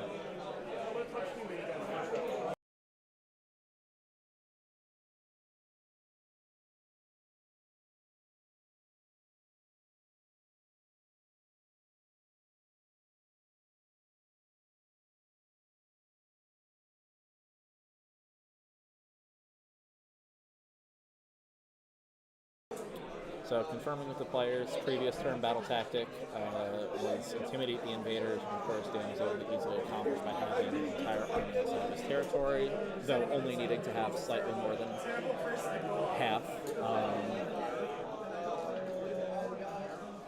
On the other hand here, James has opted to do one of the Orc tactics, which is to have his Orc models within 12 inches of his opponents. That one now. Definitely interesting. Well, time to get stuck in. Can only be completed in the first or second battle round. Now, this is one area where having those some of of those units go down can sometimes be helpful in other scenarios for you to accomplish this, because it's easier to put a few units within 12 than it is to put a lot. But, I mean, here, Dan's had to play aggressively to kind of respond to some of the early advancements from James's side, so there's no space for him to avoid this battle tactic or really prevent it here. It's pretty safe for James to be able to get everything within 12, since most of it's already there. Although, landing the big old charge there is pretty good, because there is a universe where the Wardens could be removed had he not made the charge with that unit of Gut Rippers, and no longer been within 12 at the end of the turn.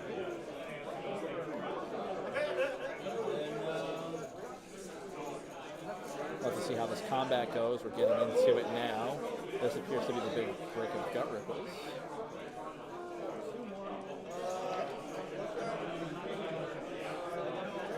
And we have missed it, but it appears James may have passed over piling in, just happy with where his pieces are currently. Laying some damage into the Wardens, and both warded. The Wardens have warded.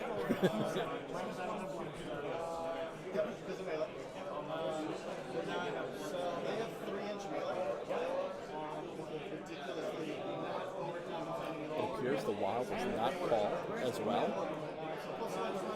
So now Dan is going to get to activate 2 units due to the lightning fast reflexes from the Lumineth. How's the drink? It's excellent. I'll be doing more damage on it shortly.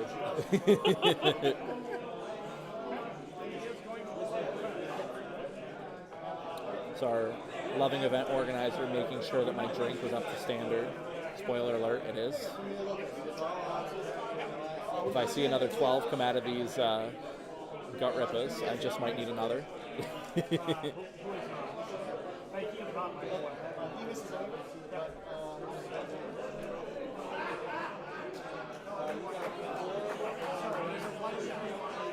Dan pulling aside some dice here to activate those Wardens.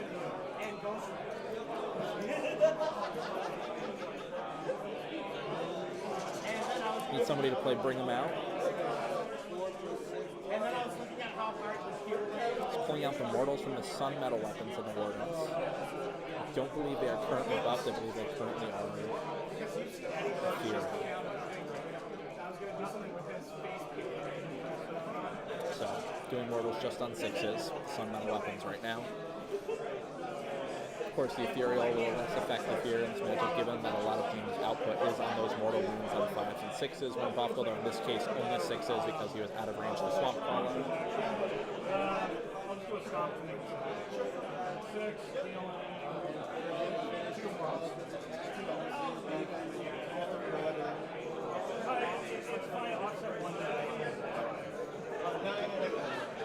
Looks like they just missed one thing out of sequence that removes a die. I think it was the stun, where the players have sorted it.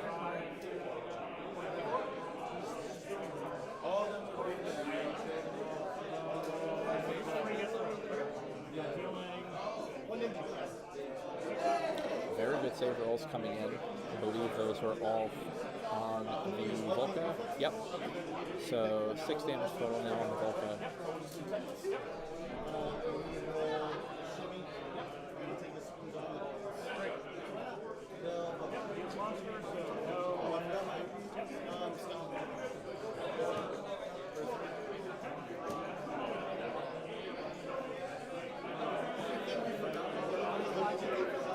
We see some damage coming into the Gut Rippers now. Techless is activating into them.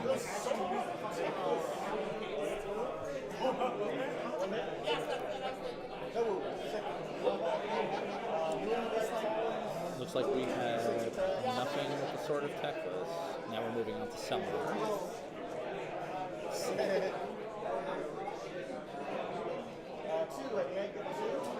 2 at -2 coming in.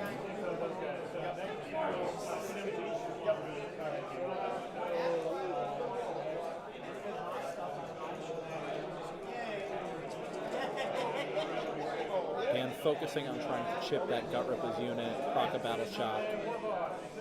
They will be able to use the Battle Shock command if James has enough leftover CP for it, since they are outside of 12 of Ionis.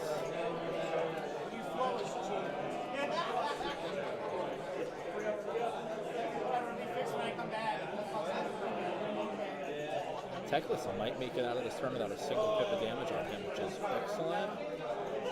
Oh, it looks like the Volcha is closing the gap a little bit here.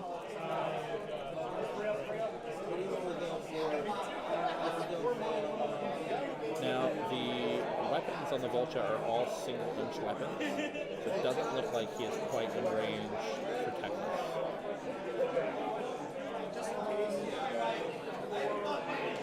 Yep. More damage coming on the warding, which is excellent news for Dan, although the unfortunate bit being that he has utilized his best day ever here. I mean, he did get some of the extra value in combat, since he gets a +1 to wound, but not soaking up any extra damage on the save. So we'll see what happens here.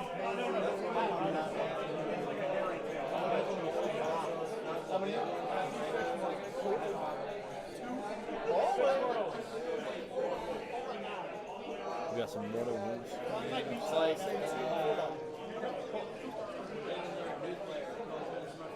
Looks like we have 2, 3 wardens, 4 wardens remaining. I think he's pulling additional. Yeah, he took 4, so he should have 2 left. Of course, the wonderful spears, all grabbing the models that you don't want to remove from the board.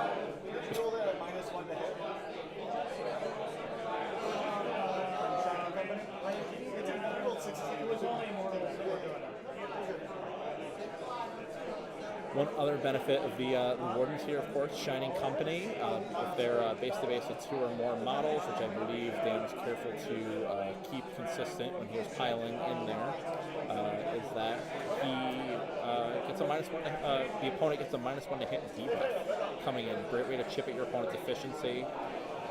James mostly only doing mortal wounds in that engagement. And then the remaining wardens have run to Battle Shock.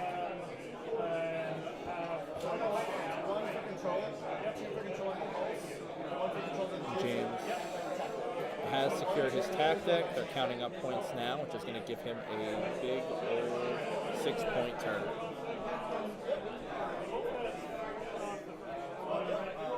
So score 7-9 going into Cryo. This is going to be a really important one. Teclis being able to take top here would be huge. Being able to splash out lots of damage. We see a 2. Fall by 5. It does not go away.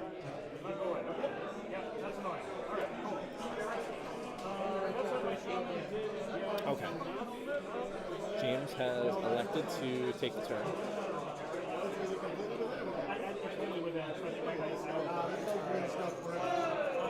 And it looks like he is out of range of his mortal wound buff. So a tad out of position there on the top after the charge. On the other hand, Dan's probably feeling somewhat okay about this. Teclis escaped without any pips of damage on him. The 5+ mortal wound is not going to be going down on the gut rippas, and the unit on bottom is still crippling vertigo.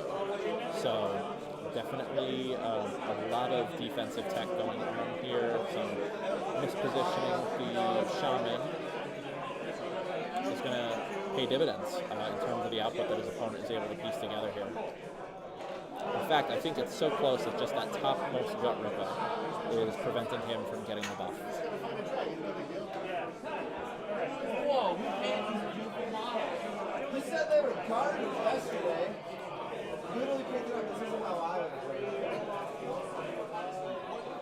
You see some rolls coming through. I believe they're both for heroic actions, getting some extra CP down. The Wargaming Legion players, 30 minutes left in the round.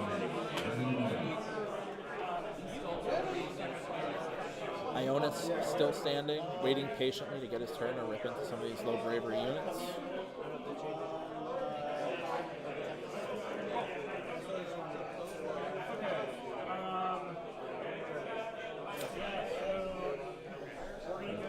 James thinking through his turn here.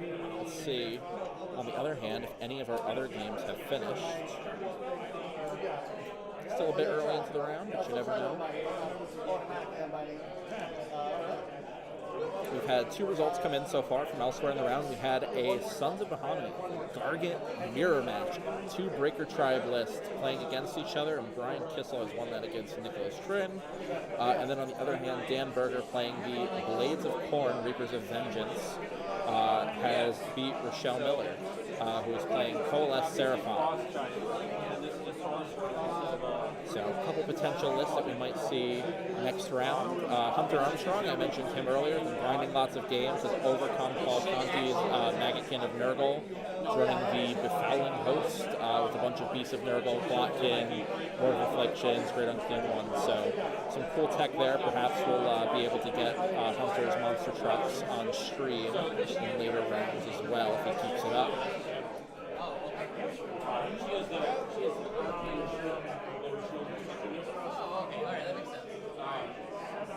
Proceeding on with the turn here, James is trying to find good spots for his debuffs. Now he is moving into movement. Running with the Shaman, putting it behind his unit so that it is no longer exposed. Doing the same thing with the other Shaman, that way on a following turn in the future. Assuming the Gut Rippers are still located where they're at currently, they'll be able to receive the 5+ Mortal Wounds buff.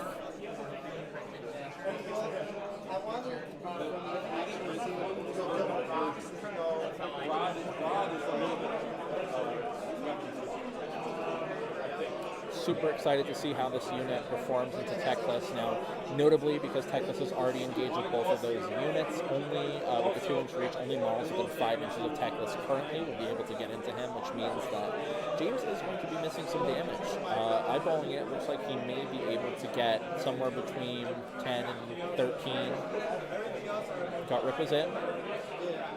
It does look like he was able to move the Gut Rippers though this turn.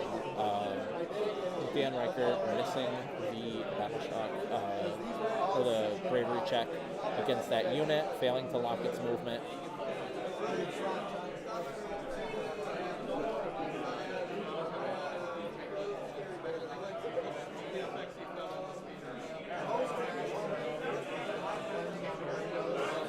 You see those Gut Rippers moving up.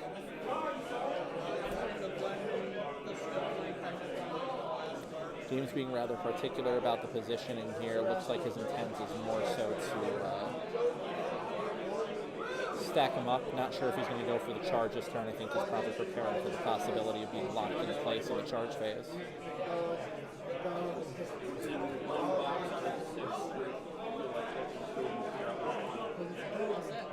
Sean in the chat calling out that he is painting some of his Imperial fists while he watches this.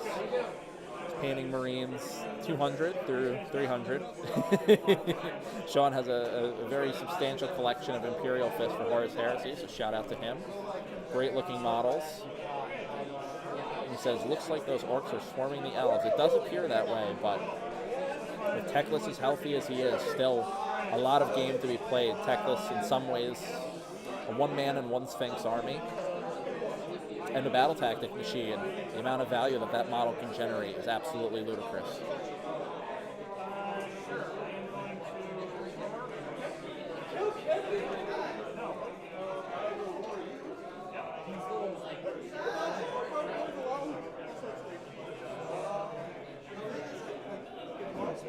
We're moving into combat now.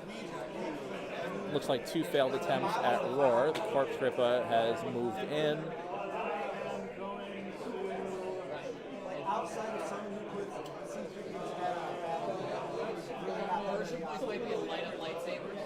This will be interesting to see. Techless does still have the 5++ bubble up, so I think he feels okay going into this with some of the mitigated damage from the DaBoyz units as well, but James hoping for some strong output here. Good showing from the Gut Rippers, could put Techless in danger. Of course, the danger is not killing Techless completely. He does have access to some healing in the Lumineth spell lore. solid bravery unit can recover his HP with heroic recovery when he gets out of combat finally. Being close to a living techless allows you to ensure that he just shoots out mortal wounds at everything around him.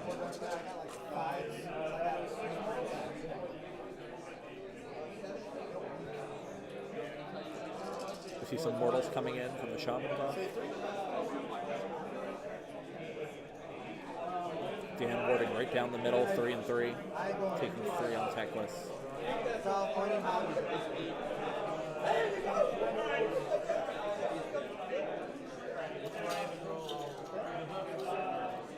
Four more mortals come through, taking 4 more, putting techless up to 7. Just 9 wounds remaining, which is a lot. Warding that last one. And I believe that is it for the bird. Techless still with more than half health remaining.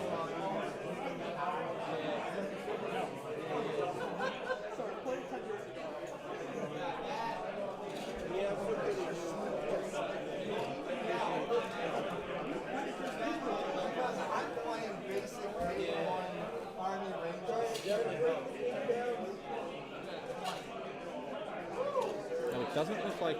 I'm wondering if maybe the wall was actually called turn 1 into the kangaroos. Because it doesn't appear the wall has been called Butchers. One moment, I'm going to do some table drinking.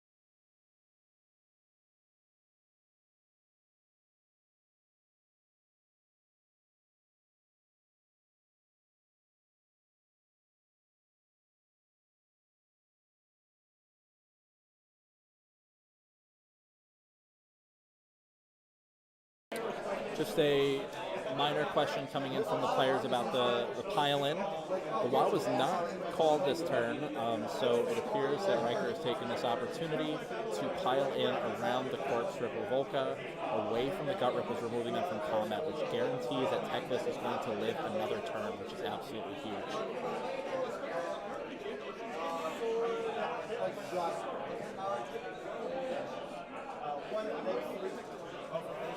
Pressing damage now into the bird.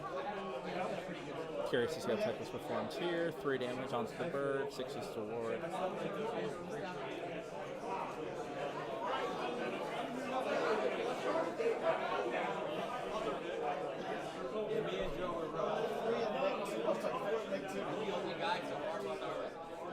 Four more coming in at -2 here.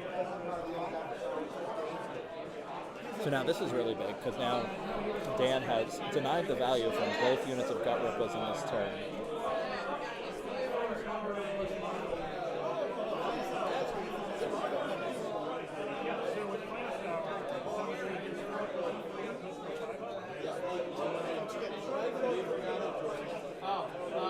Looks like 2 coming through from Mortals. Oh no, rather, sorry. I thought they were repairing a previous attack. But it looks like they're just carrying through the saves for Techless here. John says, cue the sad Price is Right music. Definitely apt tune of choice here. Losing the value on the Gut Rippers, definitely super unfortunate. Leaving a lot of damage on the table here. Techless at more than half health. I had mentioned he had access to some healing from the Lumineth Spell-Lord. And being able to shoot mortal wounds out from him. And he's got a plethora of units within range here. So Yeah, that's exactly we'll have to see how things look coming into this following turn. It looks like they have passed back into Dan Riker's turn now, having resolved all the combats. So let me just get an update on the score and the tactic. I don't know if there was a drop tactic in there. And we will proceed from there.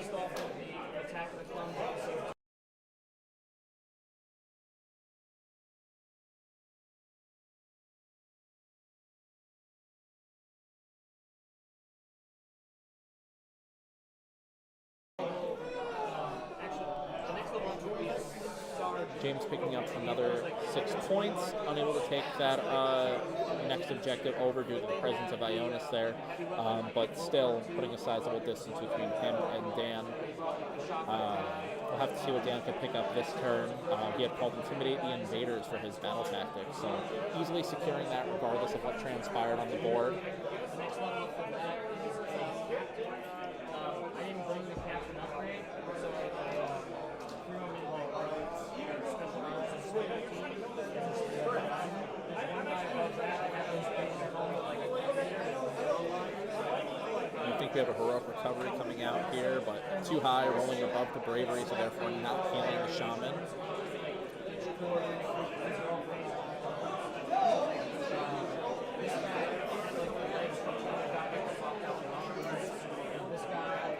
We're going to need to see how much damage comes out from Techless here with the storm of Searing White Light. Definitely excited to see how much damage Dan is able to put up here. We might be able to see some of the shamans come off, which obviously just straight up wins the casting war for Dan here. Opens up access to that grand strat a little more easily.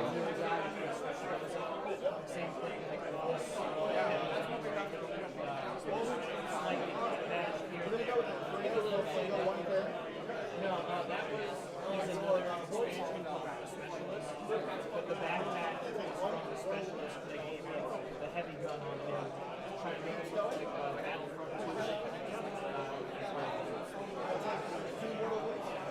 2. Two mortal wounds coming on to Shaman, removing him from the board. So now we have single Shaman, the General, and the 2 units of Gut Rippers remaining for James.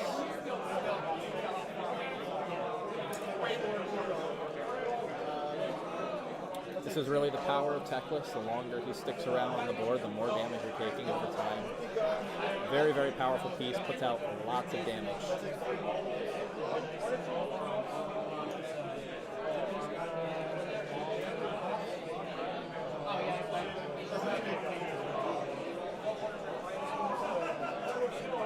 Yes, chat, he is built for tough. Especially when he gets that 5-up ward going, he's stocky. We saw here just this last turn, I think Dan warded 4 or 5 damage off of it, which, you know, that's a substantial amount. That's the difference between models living and dying, and then some. A single wound sometimes is all it takes, so.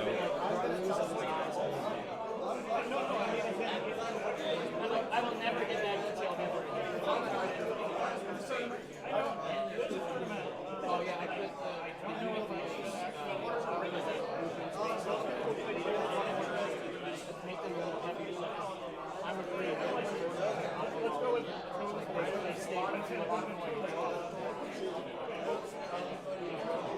Players discussing the turn.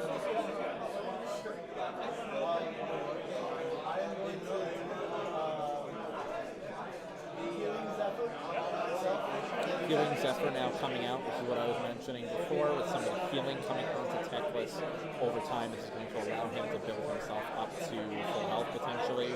Also, Dan being on the back end of the round means that a priority win here is going to give him a potential double turn, throw out mortal wounds again, put extra healing on Techless. He's going to really be able to lean into these orcs now.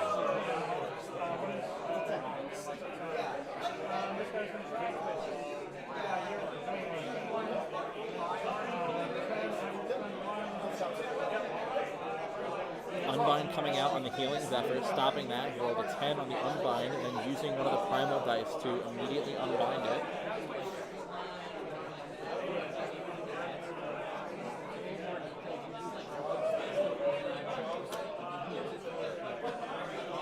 For those of you just tuning in now, we are on the DaBoyz AoS Golden Sprue live stream. My name is Tyler Bushy. I'm the commentator. If you haven't already, please support the Masterpiece Ministries YouTube channel by liking, commenting, chatting, subscribing.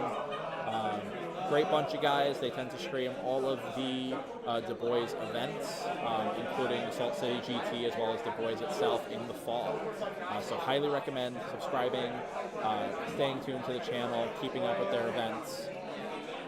We are in round 1 of the GT, with things moving along swimmingly here as Techless is beating back the orcs.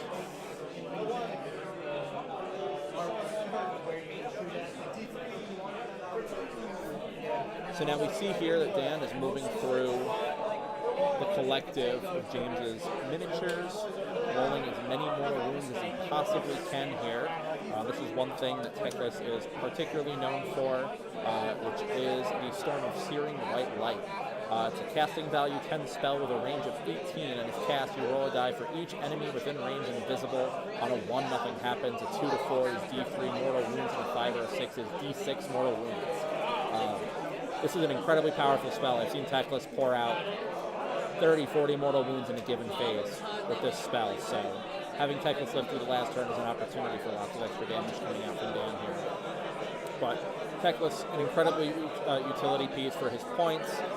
He does also, I had mentioned a lot about the casting consistency earlier and some of the many buffs that Dan is enjoying in his army, one of which that I forgot to give a shout out to was the Aura of Selenar, which adds 1 to casting, dispelling, and unbinding for Lumineth units within that range. To start, that's a 16-inch bubble, which is substantial, especially coming off a 6-inch pie plate base on Teclis.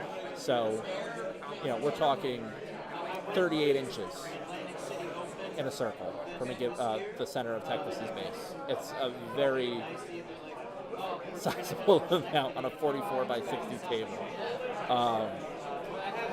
In addition to that, he has the Seeing Stone of Selenar, so on a 4-up he can ignore spells, and then if he does ignore the spells, he can deal more wounds to wizards. So definitely we've seen some of that as well this game, in addition to the Soul Burn. So lots of residual damage here, lots of value coming out of Teclis. Not to mention a respectable combat profile, 10-inch move, 16 wounds with a 4-up save. It's quite the model.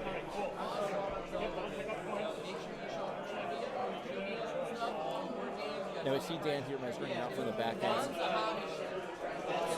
teleporting the Sonari Cathlar to the back objective so he can secure both sides of the pulse here. Likely to press Ionis into the Gut Rippers on the far side.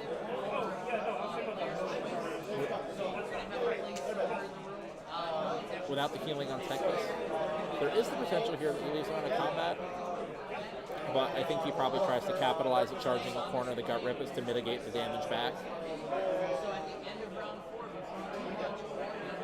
Try to proc as many battle shocks as possible, charge Ionis within 12 of the Gut Rippers unit, that way they're forced to take battle shock.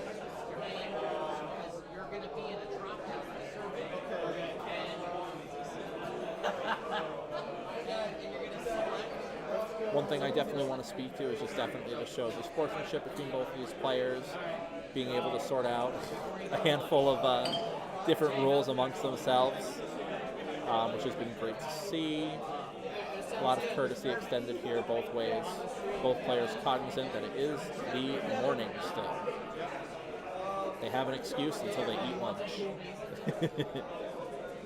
We see the Kangaroos moving up table now. Again, these are going to be able to push out shots without being able to be warded. Not that the ward bit is especially relevant here. They won't be within 6 inches to exercise utilizing that Helon buff, but splash damage is splash damage. They could make a big charge into the Gut Rippers too. It's about Dan's turn on that end after some of the Gut Ripper charges, so we might see that come back the other way here. Ionis moving in now. Attention players, the lunch buffet is open, so make sure you get in line to grab your lunch. Oh wait, never mind. There's a slight delay, I'm wrong. Ionis moving in. I'll tell you when it opens. Ending 3 inches from the Gut Ripper unit, maximizing Dan's charge potential here. Likely to move into shots in a moment here. See the Kangaroos, Teclis, and Ionis shoot.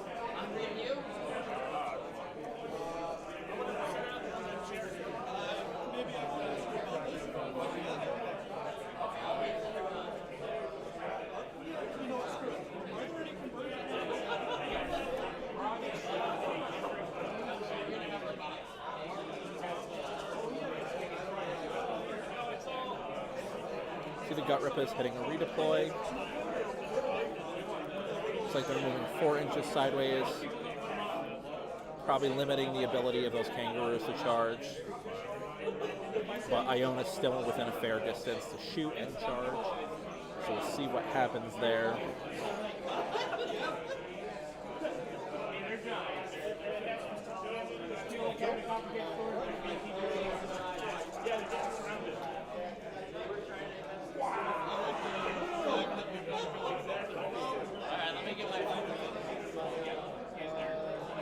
We have some riveting commentary in the chat. Chat talking about Teclis beating the Orcs off the table, saying this is one of the great beat-offs of all time. So thank you everyone for that.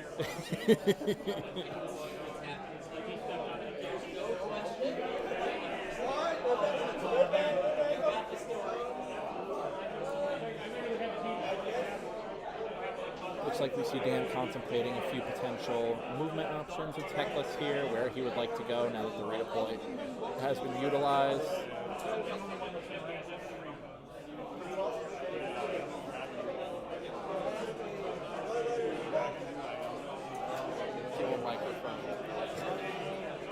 I mean, I think if you're Dan here, you're considering just maximizing, like you are within 3 inches of those gut rippers on the top side, pulling them. You pulled Teclis just outside of 3 to avoid combat, but I mean, the redeploy is used, you might as well take it. Make a little extra room for Ionis, potentially. Hard to tell how much of that gut rippers unit is within 12 inches of the edge of that objective. Looks like if Ionis slots into that current gap, that he might be able to get most of the unit except maybe the topmost bit within that no battle shock bubble. So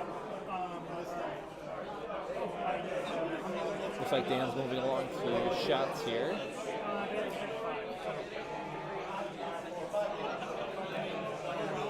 Five damage coming through onto the gut rippers.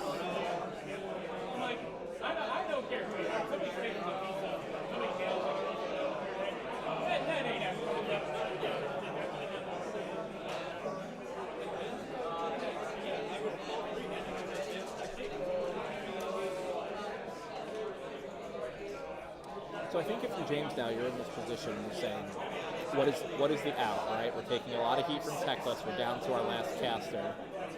We're surrounded, right? We've got power pieces on both ends. So what is the out here? I mean, you still have the Swamp Caller. You're hoping as many gut rippers as possible get this turn. You're banking on a prio for certain. A one prio is maybe another opportunity to finally hit Teclis. I think it's your condition here, running up the score. You're going to see the points begin to swing back the other way as the objectives, the pulse is going to move to the third objective from the right, and then eventually behind Dan's forces, he controls that furthest objective over to the left. So, curious to see how this pans out. We've seen now that some gut rippers have been removed, that Dan has been able to move Ionis in even closer to the other removed gut rippers, forcing the battle shock.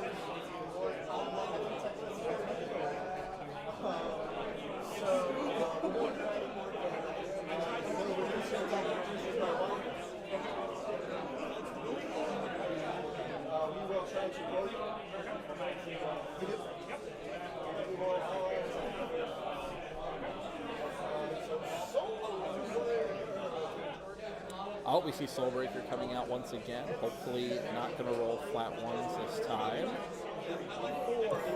It's redeemed itself. There we go. So 4 at -1 coming into the gut rippers here.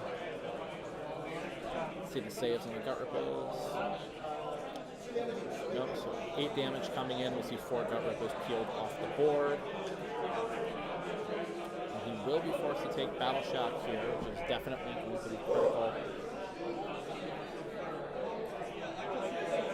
Unclear if they've been debuffed by the Cathlar yet. I don't believe this unit has. So this should be at their base bravery. Which I believe is a 6 with +1 for the banner. Let's double check that. There's a 5 base with a +1 for their bravery. So they're 6 bravery. If they are debuffed, they'll be on 5 bravery. But looks like we've seen 8 gut rippers removed just this phase, but also all of the additional ones from the shooting attacks as well. So this is, that unit is very likely to run here. In fact, I believe it is guaranteed to run here now. But they will get an activation, so we'll see what damage comes out of those 2 remaining gut rippers.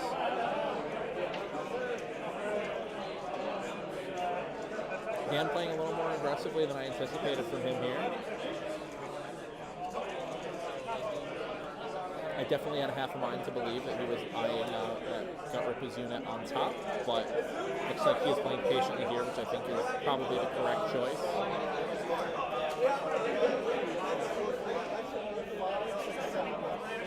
And Dan's scoring his tactic, which I'll collect that information in a moment, but filling out the full 7-point turn.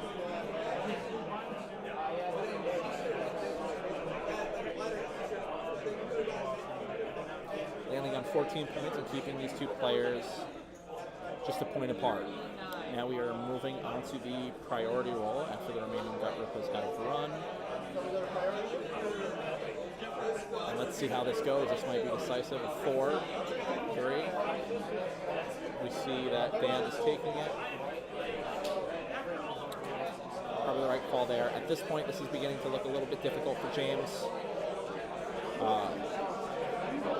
I think really the integral moment being Teclis piling away from the Gut Rippers.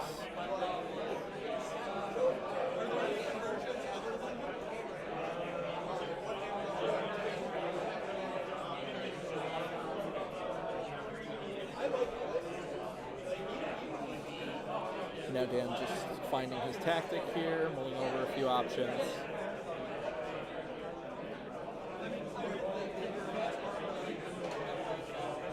See Storm of White Searing Light probably this turn, going into the Gut Rippers. AoS going in, trying to peel away what's left here.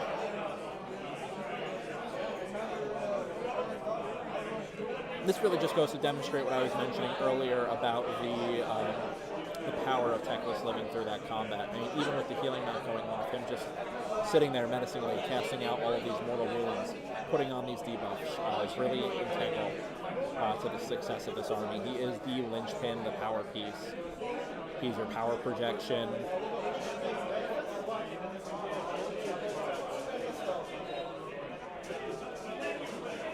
Dan has gone for Hishmid Manifest here, trying to place 2 endless spells on the board. Seems pretty likely, given Teclis' casting prowess and the fact that his opponent only has a singular shaman on the board. But you never know. Easier battle tactics have failed.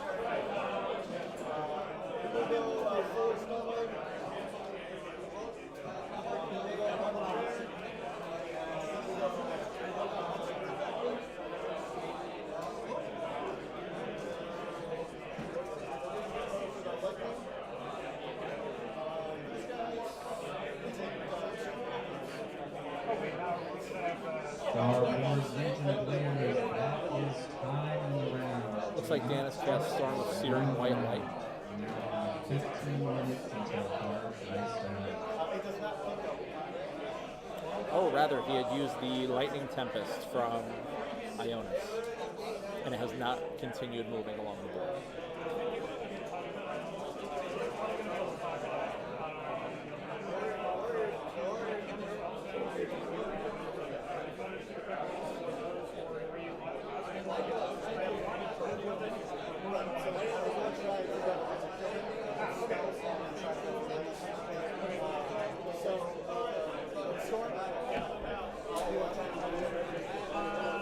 AoS players, you have 30 minutes until lunch. Players have 30 minutes remaining in the round per the most recent announcement, so looks like this game might be wrapping up soon before long.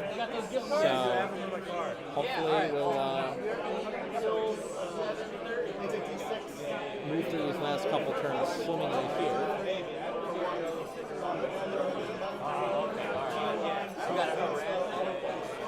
Looks like now Dan is actually moving through the spells. You know, I can see you on the thing, but I still looked at the wrong side. We see the endless spell come out here. No, you have 30 minutes left.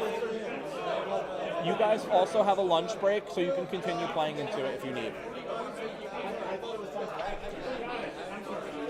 I'll tell Eric you said hello after Shaw.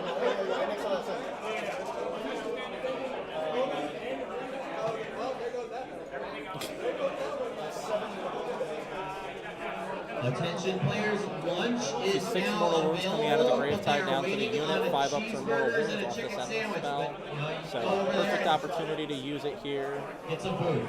Dan likely to bump it out of the way so he can charge in and finish this unit.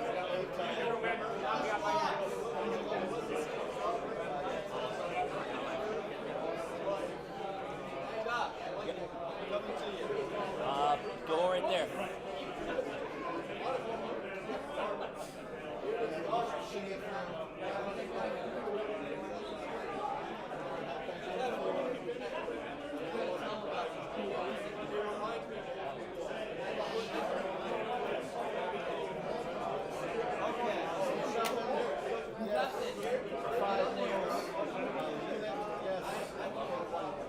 You see Dan going through his last couple sources of damage here.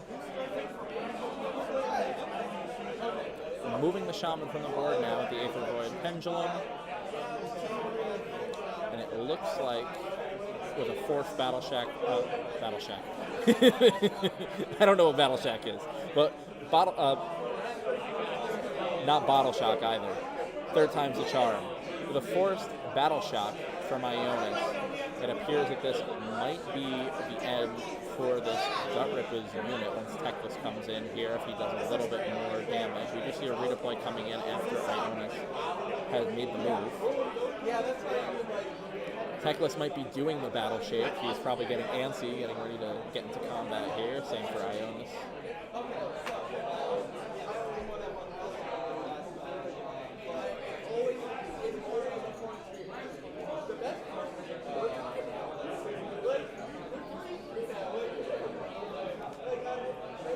See the Kangaroos moving forward, likely to place a little bit of extra splash damage on those Gut Rippers. Interestingly, James has elected to redeploy the Gut Rippers on the Ionis move. It looked like it might have been a little bit of a tight squeeze for Ionis, but nevertheless, he could charge around with a reasonable charge roll.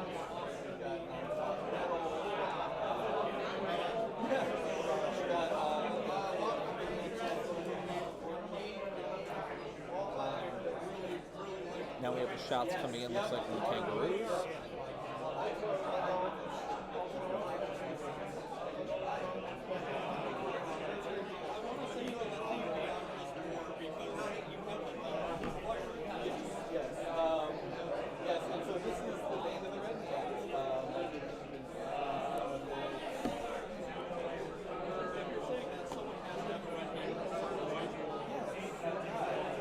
Dan collecting his damage here. Let's see how much is coming into the Gut Rippers. Looks like they are saving 3. No. Looks like maybe we did not see an all-out defense come down. Perhaps command points choked out by the total eclipse. So that damage is coming through. Those Gut Rippers still easily within 12 for Ionis. I think this might be the last of James's army coming off the table. We'll see here in a moment. I believe this is Ionis is shooting now.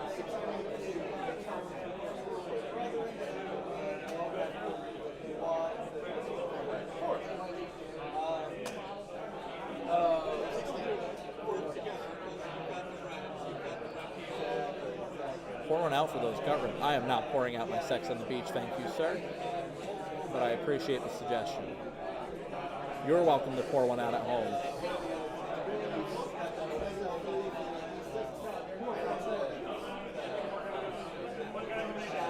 Damage coming through, healing off the last of those Gut Rippers, tabling James at this stage of the game, so the players, I believe, are beginning to talk out their remaining tactics.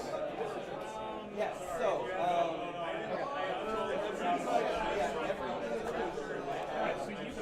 Players in top of 4. Dan taking 7 here.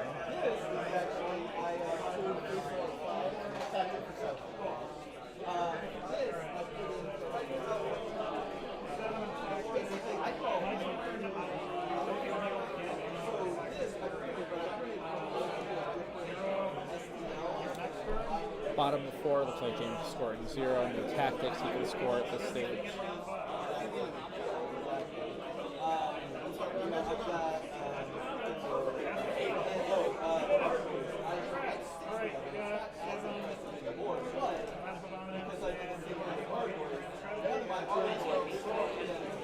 Be 6 for the final round.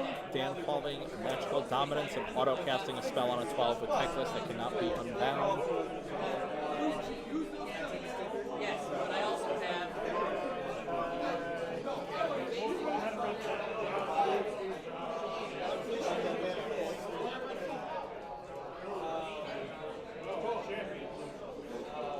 And then grand strategy.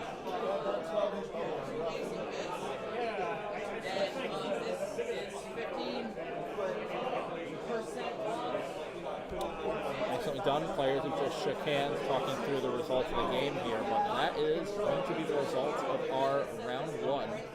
Dan reversing some of the early fortunes in combat, slugging through his opponent's infantry, peeling them off the board, and successfully turning the tides here and giving his opponent the top of 4. So well played, a long game from Dan here, from both players. So with that, I'm going to step away for a moment here once the players are done talking through and see if I can catch Dan for a post-game interview, see how he's feeling after his first round.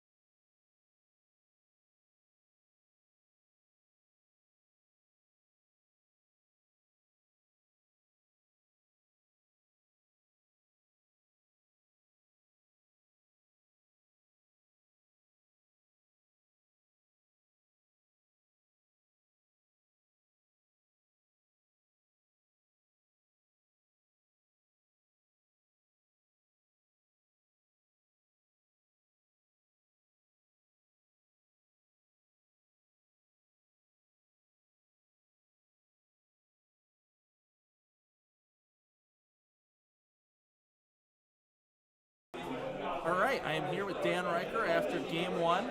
How you feeling, Dan? Exhausted. Exhausted. This army is extremely exhausting to play, but it's really cool. Yeah. Good, good. So you got paired into Pro Boys round 1. Obviously, Gritting Blades limits your visibility there, does. some of your spells. So how did you feel going in? Pretty bad. Once he spooked the wardens off the board, I didn't see a way to screen Techless effectively, Yep. and still getting him out of the territory. So the big light bulb moment for me in this game was asking what the bravery stat of everything was. Yes. Once I found out that the big boys were like 6, I was like, okay, we can shoot out some control elements and just really lock him down. Definitely incredibly important. I know you had the combo Crippling Vertigo, Darkness of the Soul down early. You put the Cathalar up in front of the Garrison there and just started throwing it out. A lot of safe engagements there. Now, a couple key moments. I mean, obviously, big one there was when he double engaged Techless with the Bird and the Gut Rippers, the 20 block that made the boxcar, 2 boxcar charges back to back. Casual. That was, Yep. they were schmoovin'. Yep. Also, I feel like his double turn was a very critical moment for him as well to really get him back in the game because the controlling elements were really tying him down. And because of how min-maxy the list is, getting surround early puts everything way out of synergy. And then he just picked up a unit of kangaroos. So it was a really rough go. Now, on that turn, he did use the WA. He did. Integrally, which allowed you to spot and Play make the them. game. Yeah. I think if he had the Y, he was a locked in. But luckily, he did use that ability early. Yeah, definitely a big moment. But obviously, good way to start the event. Still 4 more rounds to play. Casually, yep. Lots of Warhammer ahead. But are there any matchups you're particularly wary of in the field? I noticed that 60% of the field is destruction. So that's that'll be something. I kind of like destruction, just because, like I said before, a lot of low bravery stats. I don't have to worry about where because I took a 3-month break, everything was undead, everything was bravery 10, or and it was a huge. But Ionis is MVP. Oh my God, does he help that list out so much? So definitely looking ahead to those matchups with the destruction armies. Anything you're frightened by? Burger playing Corn, because I like spells and he doesn't like spells. So. Yeah, Corn kind of seems antithetical to what you're trying to get done. So they're the jock to my nerd. So now I have one very important question from chat for you. That's on the forefront of everyone's mind. And they wanted to know, if you were a tree, what tree would you be? Birch. Birch. Very So that would make the best beer. answer. Fair enough.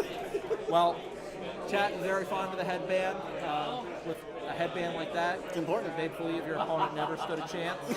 But with that, good luck to you in the rest of the event. Thank you for taking the time to chat with us, and keep up the wins, and maybe we'll see you back soon before long. Would be sick. All right, enjoy your lunch, brother. Good chatting with you. Have a good one. See ya. All right, with that, that is going to conclude our round 1 stream. So I am going to tie things up here and end stream, and we will be broadcasting again at about 1 o'clock with a round 2 game once those matchups are paired. So if you're with us all the way through this round, please return then, and we'll be back with some more high-quality Age of Sigmar. So hope to see you there, and talk to you soon.